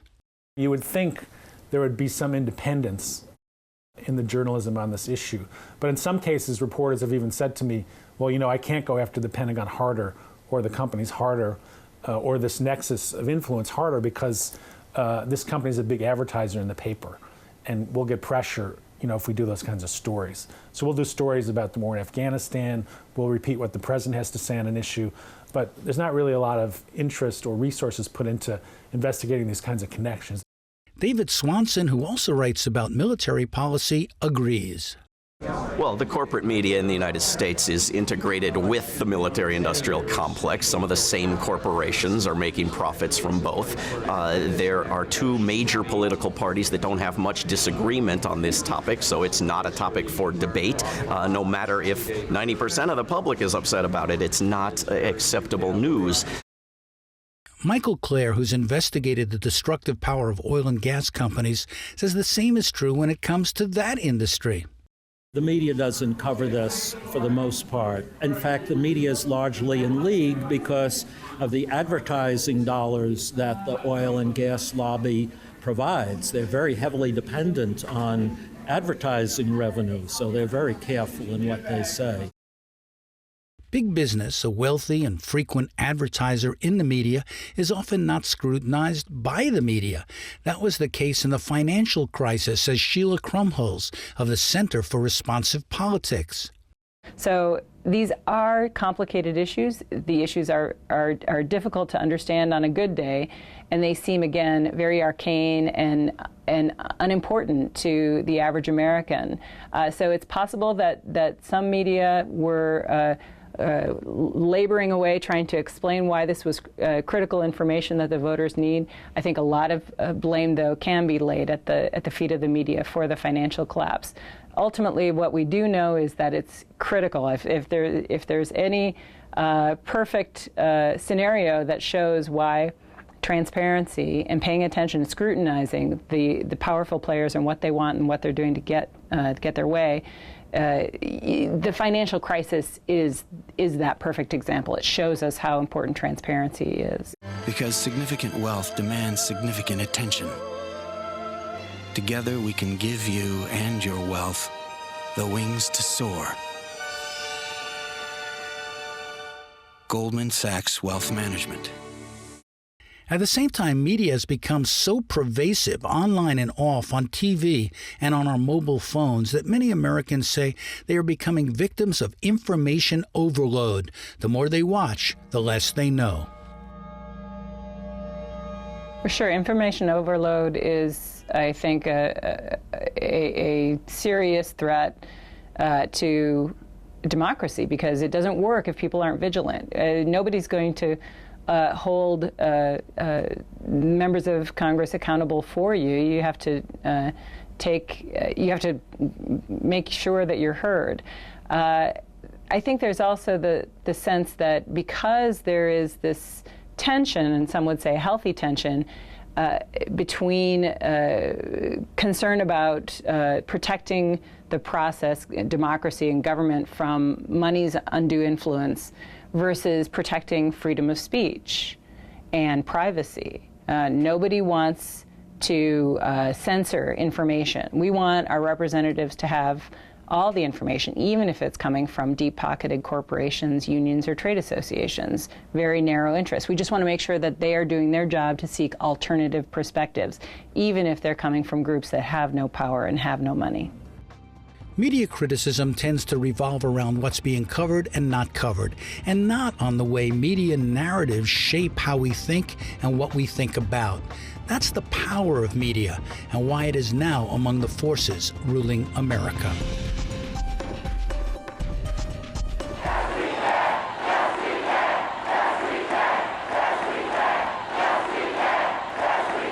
Hello, Chicago! Every school child learns power in Washington is formally divided three ways: between the executive branch in the White House, now occupied by Barack Obama, in the judicial branch, topped by the Supreme Court, with 9 judges, all political appointees, and the legislative branch, where the Senate has 100 members, with 2 from every state, and the House of Representatives 435, drawn from districts across America. This is the formal system of checks and balances that is supposed to keep the country on the stable course of democracy. And yet, wherever you go in this capital of America and meet the people who are the most informed about how the government really works, you hear that the system isn't working and that the voters are not in charge. You hear it from a member of Congress. Who controls America? An elite group of people who function in a stratosphere globally and beyond the Constitution, beyond the reach of government. They have enormous resources. You hear it from an expert on our elections. Our politics are being hijacked. They're being hijacked by people who are willing to spend millions of dollars to, elect or defeat certain candidates. You hear it from the head of a public interest group. We have a plutocracy. We have a corporate plutocracy, and the rules in Washington are written by the corporate lobbyists working on behalf of the biggest corporate interests in the country. And you hear about lobbyists from a veteran former congressional staffer who would only talk to us if his face and voice were altered. 99% of the people that I see lobbying Congress are white men and women who you can tell wear very nice, expensive suit and ties and dresses, and they are going into the Republican offices. I rarely see African Americans here. I rarely see Hispanics. I rarely see Asians. I rarely see Muslims. It's like you see these very well-dressed guys who just came off Learjets, and you can tell they're right out of the country club. And they're going to the Republican offices asking for a tax cut of some kind. These are not just opinions. This well-researched book by William Domhoff details how the government today is being run by powerful elite forces outside the government. As we will see, his conclusions are supported by experienced insiders here in Washington, D.C. All of these insiders say that money and special interests are now in control. They too ask, who rules America?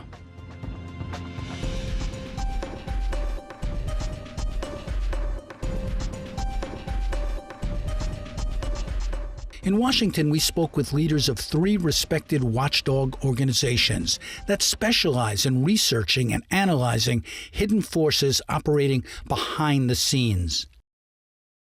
Public Citizen focuses on corruption and accountability issues. Robert Weissman is their president and described how laws get passed. How does a piece of legislation emerge? How does it become law? How does it get implemented, and how does it get enforced? At every step of the way, you really have sort of corporations in whatever industry dominating the process.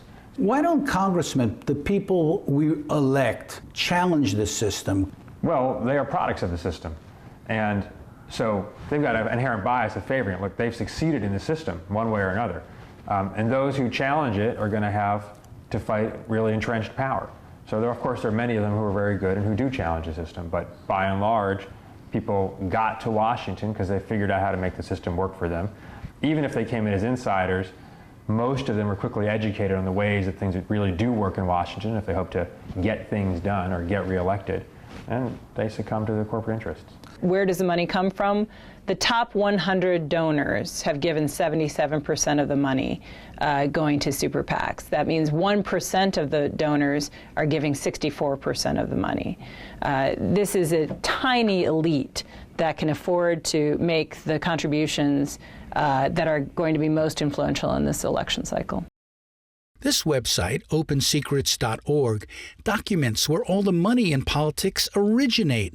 Sheila Krumholtz oversees it as the executive director of the Center for Responsive Politics.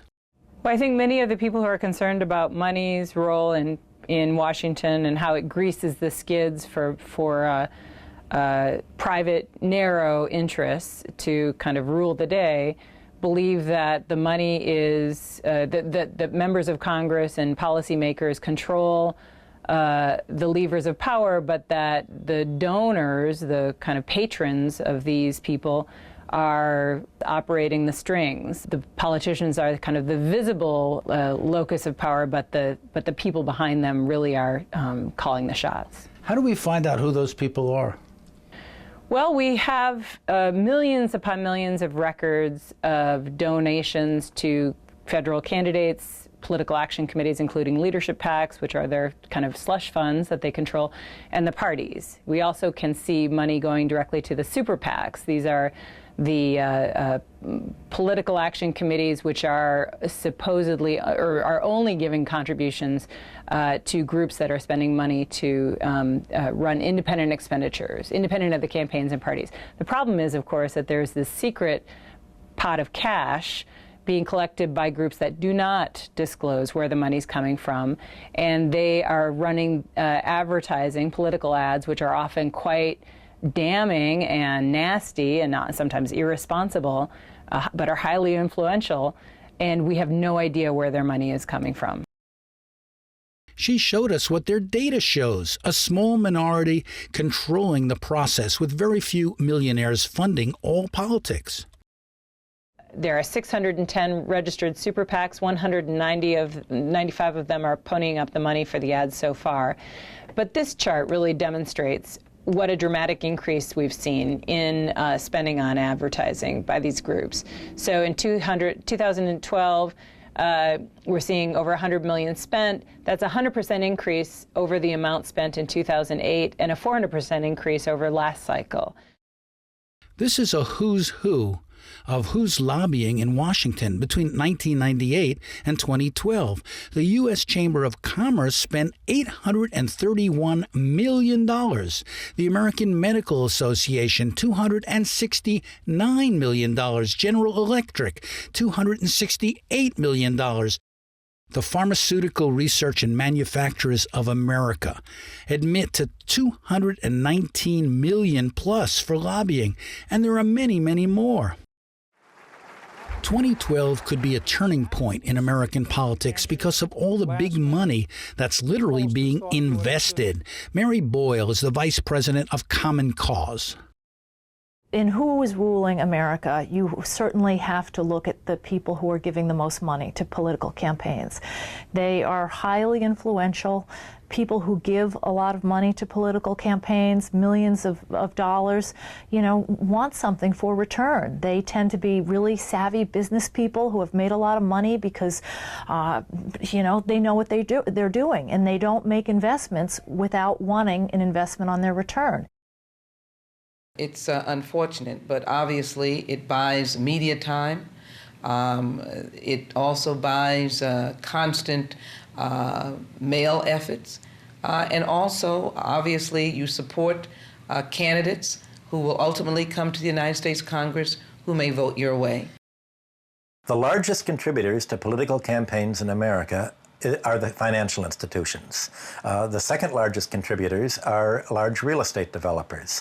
That means that if you're running for office, you have to get elected by promising to support policies that are supported by the real estate sector and by the financial sector that lends to the real estate sector. And doesn't this really kind of put the democracy under threat? Yeah, I mean, corporations are free now due to Citizens United and a couple of other court rulings to give more money than they have ever been allowed to be before. And that is certainly a threat to our democracy, because what it does is it drowns out the voices of regular people. It's, discouraging in one sense, in that the election of 2008 showed a tremendous number of people who want change, and yet there seems to be at every turn change is being resisted by minorities that are very skillful at undermining change. Certainly 2008 was the, change election, and we have been disappointed there has not been more change coming from the White House. Now that President Obama is running for re-election, he too is spending most of his time raising money, $2 billion for political campaigns. That's why Robert Weissman says this scandal involves both parties. Yeah, it's a bipartisan problem for sure. The $2 billion is just the presidential race. The overall national race will probably be around $8 billion. Obama is an extremely talented fundraiser, so he's going to be able to raise big money. The massive chunks of outside super rich money and corporate money, though, look like they're going to go overwhelmingly to the Republicans. It is so expensive to run for office, whether it's a presidency or the state legislature, that you just have to go out and start raising money from people who want something in return to run for office. The money in politics just doesn't finance candidates. It pays for lobbying. In 2011, there were 12,654 lobbyists spending $3.32 billion on influencing politicians, agencies, and regulators. I was with a group of 20 women from the Middle East last week, and we said they want to know about Code Pink and our work, and I said, come to Congress and meet us. And we met in the cafeteria, and we looked all around and said, all these people are lobbying Congress, and they think they're going to have some influence. But the influence doesn't happen here. There's a special place in the Capitol that special people go to that we can't go to, and that's where the people who have money go to do the lobbying. And they also have their special parties where they pay a lot of money to have a face-to-face with their congressperson. That's where things get done. The scholar Frances Fox Piven says that's because of another problem. Not all Americans can or do vote. We have a very developed, very twisted, and very distorted system of electoral representation. it is distorted not only by big money, although that's certainly very, very important because of the advertising and the campaigning that it makes possible. A lot of people do not, in fact, have the franchise, and even those who vote are not represented fairly. People in smaller states have more representation, and so forth. So this helps explain why small but well-funded groups like the pro-Israel lobby or pro-military lobby can have so much impact. Joanne Landy has examined who makes foreign policy. It's an informal network of the people who rule America, even though they don't go around wearing signs saying "We rule America." That's who makes the policy, whether it's with politicians or whether it's with think tanks or with the military, or they're all interconnected. Landy says these lobbies are more united than divided. There are disagreements among them, but they're disagreements about methods, not goals. So some people think you should get rid of some nuclear weapons. Other people think you should hold on to them all. But the differences are really, they cover the gamut from A to B, as they used to say. The sort of day-by-day, run-of-the-mill reality is that those who have high positions in politics and strong connections with moneyed interests, and the moneyed interests themselves run the country. We are now on the way to the Congress, which now enjoys less than a 10% approval rating from the public. You know how you know a congressperson? Not only do they have a little pin here, but they never carry anything. It's always an assistant who's carrying something, and all they get is people who are fawning over them, and so they're in their bubble, and they don't recognize, I think, that the country is so cynical about them. The congressmen are cynical too. I literally ran into Representative John Conyers in a dark hallway. He's the longest serving member. He complains that they are being deluged by lobbyists.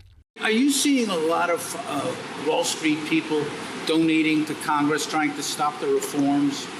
You don't see that, but you know it's going on. They haven't stopped. I mean, the Congress wanted to reform the financial laws, and it seems like they're being stopped at the regulatory level by all these donations from members of Congress. I mean, from big banks and Wall Street. Well, it'll show up. It shows up on the quarterlies, but I have no reason to believe that there's been any cessation of that or reduction, and so you get the same results: stagnation. JP Morgan Chase has shocked the markets by revealing a trading loss of over $2 billion. 2 weeks later, it was reported that the huge bank JP Morgan Chase lost $2 billion gambling on exotic derivative products. And what they called a synthetic credit portfolio. If Jamie Dimon makes this mistake, because we know he's good, but what the hell's going on at Citigroup and at Bank of America? Thanks to the mistakes by JP Morgan, which is the biggest U.S. bank in terms of assets, rippled through the financial world. For many, it brings back memories of 2008, when big banks' risky bets threatened to collapse the financial system. It was later reported that the bank's lobbyists had fought against a new rule that, if passed, would have prevented this giant loss. The internet buzzed with the bad news. Because this is the derivatives market, this is very important. Could pan out to be nothing. Largest U.S. bank, best buddies with the Fed, and of course this is a whole lot of debt. But none of the commentary I saw discussed the lobbying by JP Morgan Chase.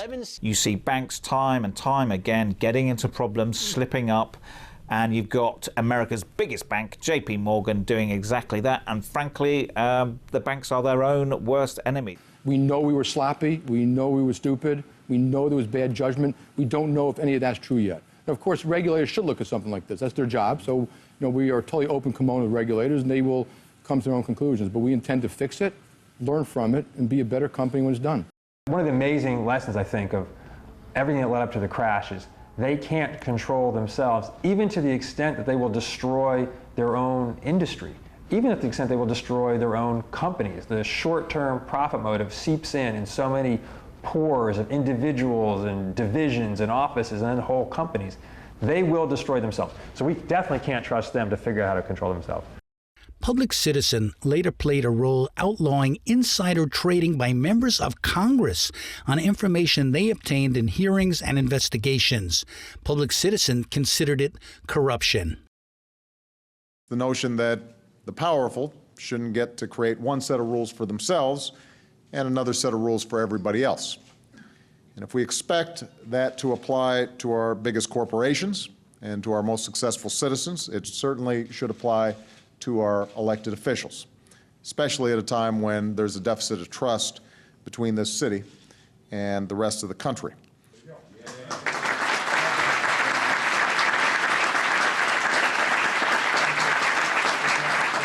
Congressman Jesse Jackson Jr., the son of the famous civil rights leader, has been representing Chicago's 2nd District for 17 years.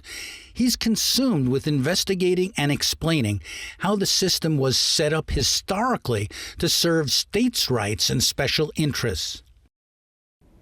I filed an amendment to the Constitution to guarantee us the right to a public education of equal high quality. Why? Because every American that's in a public school ought not be in states' rights slavery. In other words, the lesson of the African American overcoming the Constitution with respect to states' rights was not heeded through time by the American people, and it is the exact same system that they are stuck in today, and they just don't know it. We asked him why Congress has become so dysfunctional. I've never seen it more polarized. I've never seen it more divided along geographical lines, along factional lines, along economic, political lines. It's not what the democracy was conceived to be. It's not what it was supposed to evolve into. And unfortunately, the American people are the victims of this process. How would you answer that question? Who rules America? There are two types of material power in this country and in the world. One is political and one is economic. We, the people, have the power politically to control and determine the economic system. And there is a constant struggle between people power and economic power. We, the people, control, through the political system, our economic destiny and the economic destiny of the nation. Increasingly, the heavy hand of the economic system is controlling the political system and manipulating the people. Who controls America? An elite group of people who function in a stratosphere globally and beyond the Constitution, beyond the reach of government. They have enormous resources. They own the media, the power to investigate. They get to shape the narrative of the stories.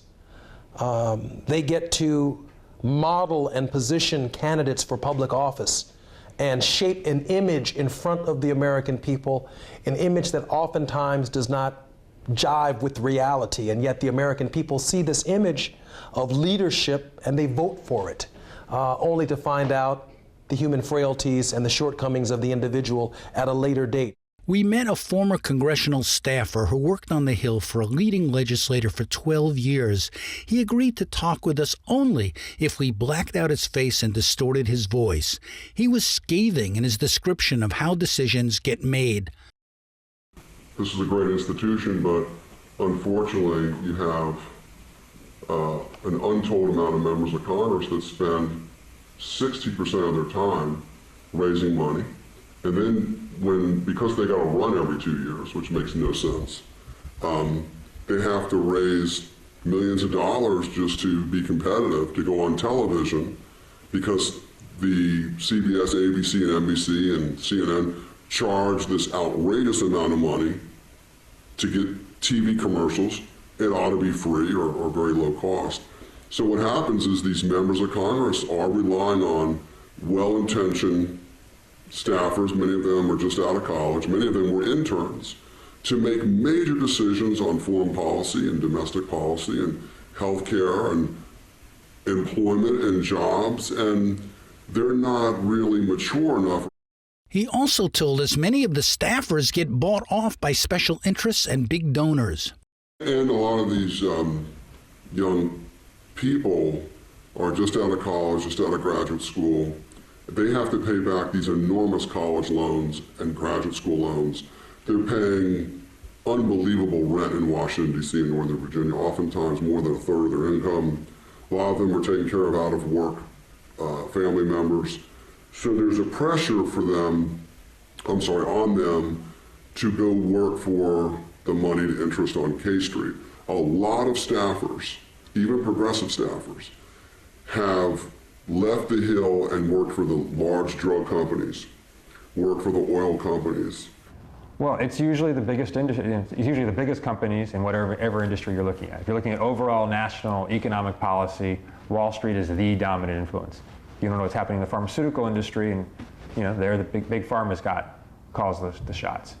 As within the financial industry, which factions are most important?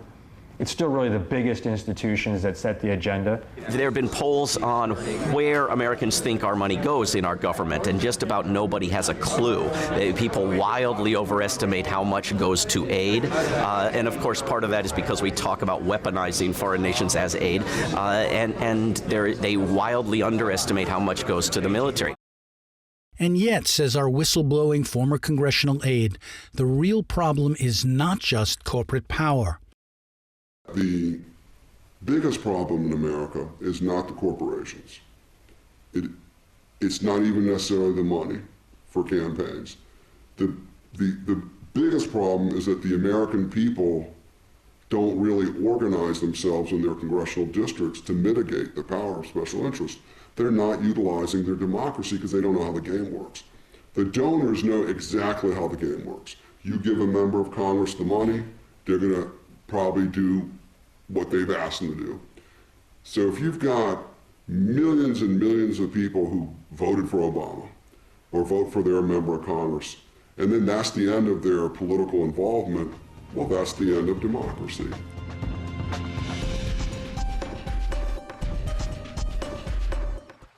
No series about who rules America can leave out Wall Street's financial clout.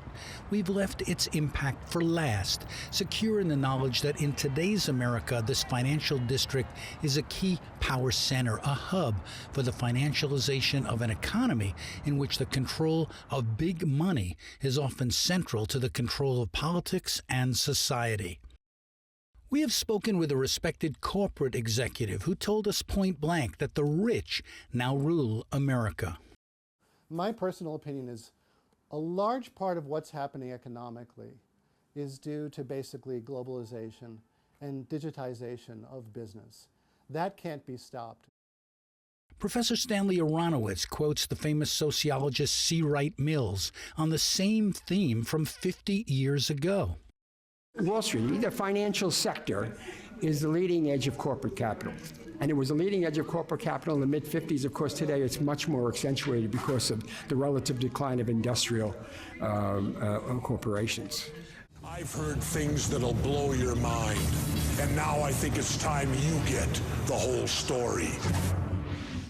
Many Americans see all this as a conspiracy by an unaccountable secret cabal that operates like a power center beyond democratic control. The internet is filled with videos about shadowy billionaires and their plots to control everything. Which is ongoing right now. It is a conspiracy of institutional corruption from the highest level. From international bankers to the super rich, from Washington to Rome, they're all in it together. And when is Wall Street a conspiracy? And what role does it play in who rules America? Is it an outside job or an inside job? It's not a matter of elites outside the state, although, of course, they have enormous influence. But the reason they have enormous influence is because the state is structured to be reproducing their power and authority in the society. Leo Panitch, he's an economist and analyst, and I think he offered a perspective that we really haven't heard before. He's sort of fighting against the conspiratorial idea, that there's a small group of people in a room somewhere running things. He's talking about the structure of the society, the values of it, who really runs things.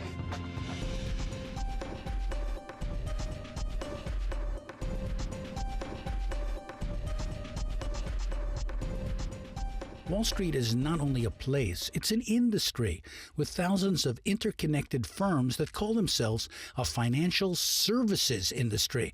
But they are much more than that. They are deeply involved with how our country is run, says Robert Weissman, the head of the public interest group, Public Citizen. Well, you can't understand what's happened in the country in the last 30 years in terms of economic policy and really the way the country's evolved politically without understanding how Wall Street has grown in power. It's grown in economic power and it's grown in political power, and that's been synergistic. They use their political power to wipe out a whole range of regulations that control them. In the past, investors would buy stocks in real companies and industries that generated jobs, provided services, or created products of value. Those days are gone. They became a bigger and bigger portion of the economy. Then we went from an economy of production, making things, to one based on consumption, buying and selling things. Consumers soon drove 70% of the economy as banks, private equity companies, and hedge funds grew in size. As they became a bigger portion of the economy, they were able to leverage more and more political power in a really horrible cycle for the functioning of democracy. And what that led us up to, of course, was the crash in 2008. So consumers went deeper and deeper into debt. And then bankers bought and sold debt while they changed the rules regulating their activities. A whole series of deregulatory moves that had been enabled by the political influence of Wall Street led to the actual functioning of the economy to be a disaster. Because as billionaire investor George Soros told me years ago, the capitalist economy is also inherently unstable and prone to bubbles and crashes. I've worked with the theory that financial markets are inherently unstable. And to prevent excesses, you need some kind of intervention, supervision, regulation. Unfortunately, the prevailing idea is that markets tend towards equilibrium. And so we work with a false concept of how financial markets operate. Well, we were told by someone, for example, that the beauty of globalization is that no one is in control. Well, there is a great advantage in that because controls have their own problems. In fact, markets are much more efficient than centralized controls. But it doesn't mean that there should be absolutely no control. And in fact, if you look at reality, ever since you've had capitalism and ever since you have had financial markets, you have had crises. And each time there was a crisis, there was something done to prevent a recurrence. The problem this time is the dramatic surge in debt. Look at this. These are charts showing the debt of the United States, page after page, illustrating how much money is owed. It's mind-boggling. It gets even more complicated when you start talking about new financial instruments like derivatives that have turned the industry into a global casino. Derivatives can also be used as insurance, betting that a loan will or won't default before a given date. They become the basis of a big betting system, like in a casino. Financial journalist Max Keiser says just a handful of big financial firms now dominate the industry and the global economy. Without a doubt. There's JP Morgan, which is in bed with the Fed into the central banking system. Wall Street bets on future values and the performance of practically everything of value. So you've got Morgan, Goldman Sachs are the two primary players in this global financialized world.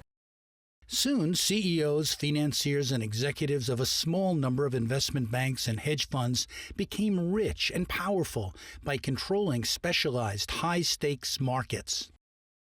They are connected to the central banking system, which is the Fed, the ECB. The Bank of International Settlements in Switzerland is kind of the central bank of the central banks. And these are the folks that are keeping, their main purpose at this point is to keep interest rates as close to zero as possible, to make it as cheap as possible for people who are borrowing money to speculate, to be able to speculate freely without having to pay for the money that they're borrowing to speculate. Even if these financial markets are supposedly open to all, a relatively few traders, investors, and asset managers came to structure the markets to increase their own wealth and power. And if they ever make a bad bet, then they quickly move to cover their bad bets with austerity programs or some kind of bailout program or a quantitative easing program. A Swiss study by physicists on the ownership and control of stock exchanges in 48 countries examined 24,877 stocks and 106,141 shareholding entities. To their amazement, they found that just 10 companies were dominating all stock ownership. Here they are. When we talk about money and we talk about Wall Street, we have to ask this question: where does the money come from that's used in the speculation in our financial markets? This man knows, Barry James Dyke. He's an asset manager and he works with clients. So where does it come from?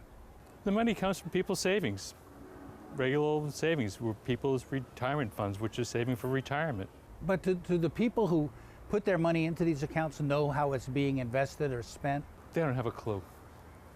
It's only now, as a result of the financial crisis, that the public is learning slowly that the self-styled masters of the universe on Wall Street speculated on risky investments and created a crash. Graydon Carter, the editor of Vanity Fair, wrote, "It can fairly be said that the chain of catastrophic bets made over the past decade by a few hundred bankers may well turn out to be the greatest nonviolent crime against humanity in history.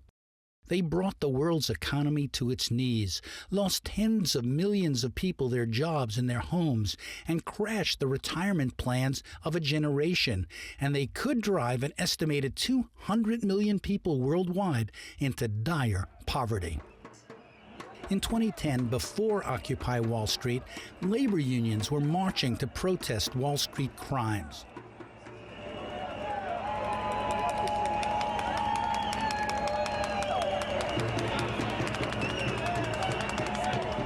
On the 29th of April, this is a march on Wall Street organized by the AFL-CIO, which says they've organized 200 protests so far, but you never know it in terms of the media coverage. Well, today, the media is out, and they're marching because of a theft.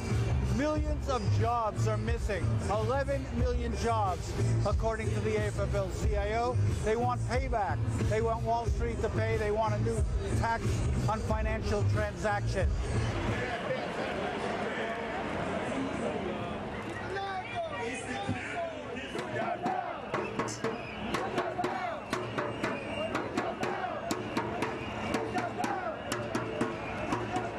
We are trying to recover from a financial crisis that some people say is even worse than the Depression in the 1930s. And yet, reforms that have been proposed, very modest reforms, are being fought tooth and nail at the regulatory level by Wall Street firms and financiers. Do you think that they have a disproportionate power to influence Congress? There's no doubt about that. Not just the Congress, but state legislatures as well. Their strength, their power runs the entire gambit of the American political system.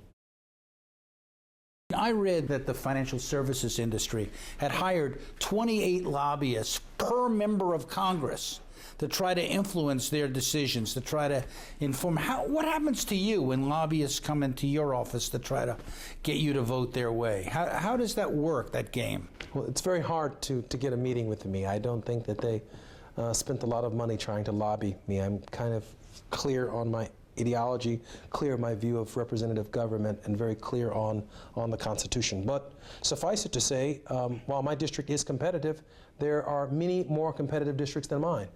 And every member of Congress, to that extent, becomes a prisoner to the election process, to the fundraising process. Sheila Krumholz of the Center for Responsive Politics says Wall Street's power is well documented. Wall Street, the banks, and the financial industry writ large is the single largest source of campaign cash in the United States, and it has been for years, if not decades.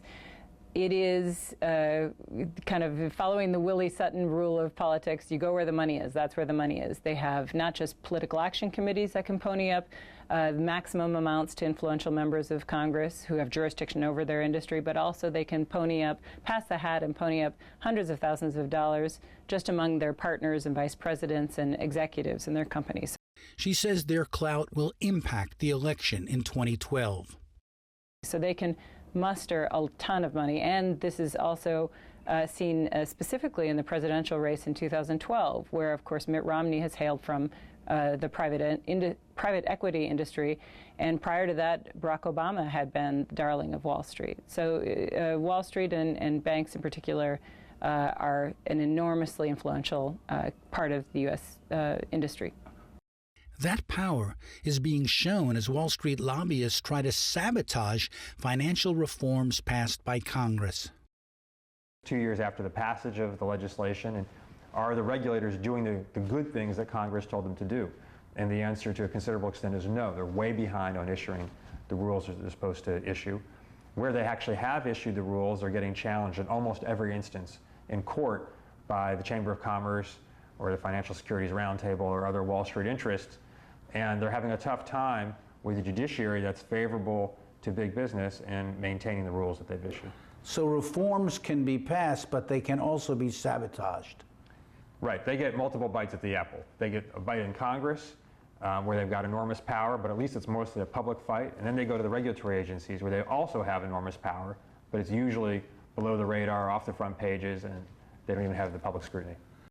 Recently, on a radio show I host, I discussed Wall Street power and the financial meltdown with financial journalists Max Kaiser and Stacey Herbert, as well as Andy Stepanian, an animal rights activist who led a campaign against a company in the business of painful medical tests on puppies. After his group drove their stock price down, the company went broke, but then the government labeled him a financial terrorist and sent him to prison. We began by comparing Wall Street to the Titanic, the unsinkable ship that sank. If the Titanic were the story today, the difference would be that Goldman Sachs and JP Morgan would have heavy bets that would pay off when the ship sinks, and Hank Paulson would be down there widening the gash. It brings me to a new study out just recently, and they looked at hundreds of shipwrecks throughout the past few hundred years. And what they found is that the norm is actually for women and children to die more frequently than men, and that the captain usually didn't go down with the ship. They were usually, their survival rate was the highest. These guys, they use derivatives, as Warren Buffett calls them, weapons of mass financial destruction, to make situations worse, because their bets that they have on these calamities becoming worse pay off enormously, and we see that in the numbers, in the bonuses. It's reflected.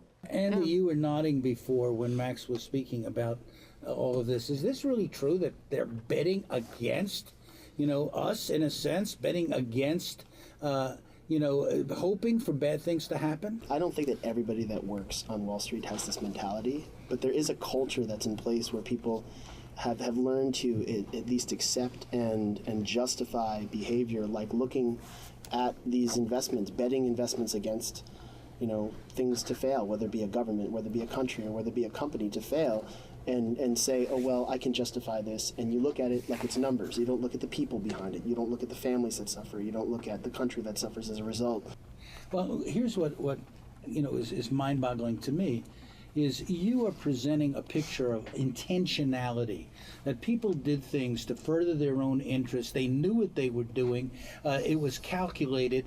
And yet, in most of the media, it seems as if it's presented as some sort of mistake, as miscalculation.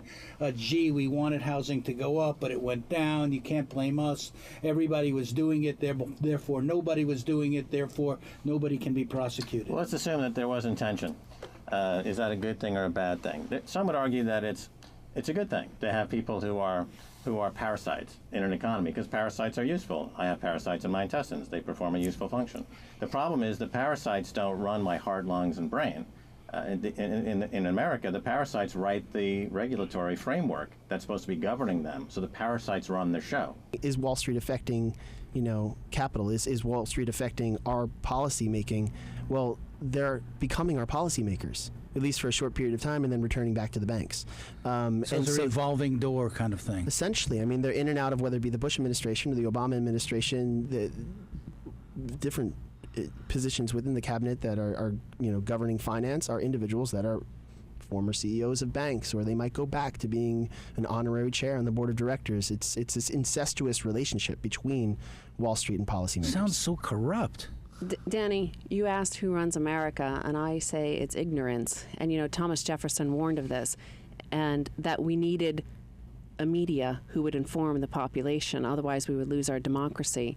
So this is ignorance that is being forced upon you, criminalizing knowledge. This is something that I was startled by when NASDAQ opened up, in Times Square, a big studio out front with a big window, and then I said, I'd love to tour the exchange.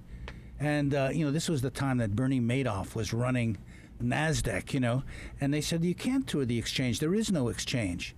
It looks like an exchange. There's a building that says NASDAQ, but the actual operations are computers. Algorithmic trading goes well beyond that. As you're alluding to, it's not about individuals who are taking any risks personally to make a market as part of a capitalist system. These are computers that have virtually unlimited credit, because the cost of credit is now zero, and the ability for a bank like JP Morgan with a $90 trillion balance sheet of derivatives, they can lend $1 trillion to a computer program to make a bet. If the bet doesn't work, then they get a federal bailout. If the bet works, then they get a bonus. So it's heads they win, tails we lose. And this has been going on now for a number of years, but it's gotten shockingly more disproportionate and asymmetric. This shift towards super-fast computers is just another example of the deeper shift we've seen in power as finance, in effect, takes over, with politicians courting Wall Street at global conferences and in private meetings, as George Soros explains. It is actually symptomatic of the age, because you have presidents and prime ministers courting the financiers and the industrialists. So it does show a shift in the relative power, but I don't want to convey. See, I don't believe that business can in any way replace the power of the state, because it's a different kind of power. So the sovereignty is still in the hands of the state. Wall Street, it sounds like a conspiracy theory, but Wall Street controls everything. I mean, they're the major shareholders of all the major companies. Look at the BP oil spill. Who is the owner of BP oil spill? The biggest shareholder is JP Morgan. There's so much happening now. There's no stopping what's happening now. The system, everyone knows the system's broken. Whether you're a 1%er or a 99%er, a Republican, a Democrat, anarchist, communist, capitalist, everyone knows the system is broken. So now we need to fix it. We'll give the last word to a scholar with a longer view, American historian Eric Foner. I think what we face is a serious democracy deficit, not only in the United States, but in many other countries as well. I'm not quite ready to say a plutocracy determines everything that happens in the United States, but I think the democracy deficit arises from the fact that fundamental issues are now just off limits from democracy. It doesn't matter who is elected. The basic issues about finance, about deindustrialization, things like that are about globalization, about the loss of power of ordinary people over their own lives. That's not open to discussion. I don't care if it's Democrat, Republican, Obama, Romney. That's not part of what their debate is. Their debate is at the margins so that the fundamental issues facing ordinary people are not subject to democratic consideration. Government does not represent the ordinary people. Even though people elect the government does not respond at all to the needs and aspirations of ordinary people. In this series, we've investigated who rules America, examining the history of deep conflicts in this country going back to the American Revolution. We've dissected the power of the military, corporations, the media, and Wall Street. We have shown that these powerful forces often undermine democracy rather than strengthen it. There is a battle underway for the soul of America, for who rules America, that has put these deeper issues on the agenda. The question, is a fundamental transformation possible, or will special interests and the wealthiest Americans continue to dominate in a country that says it's the most dynamic democracy on earth? The belief in our democracy is almost an article of religious faith, even though there's a separation of church and state. Perhaps that's why the views you've heard in this series are rejected by the establishment, rejected by academia, rejected by the press. They believe only the people have power if anyone does. But opinion leaders don't look into it. They don't focus on interests, they focus on ideologies, on personalities, not institutions. The idea of a power elite is an anathema to them, because if people believed it, that might spur dissatisfaction and dissent. In the age of the internet and global television, you can't stop people from being exposed to counter-narratives to official myths. These issues are debatable, of course, but most political coverage doesn't debate other ways of looking at the world. It relies on the usual pundits recycling conventional wisdom. They don't ask who rules America. Members of Congress, I have the high privilege and the distinct honor of presenting to you the President of the United States.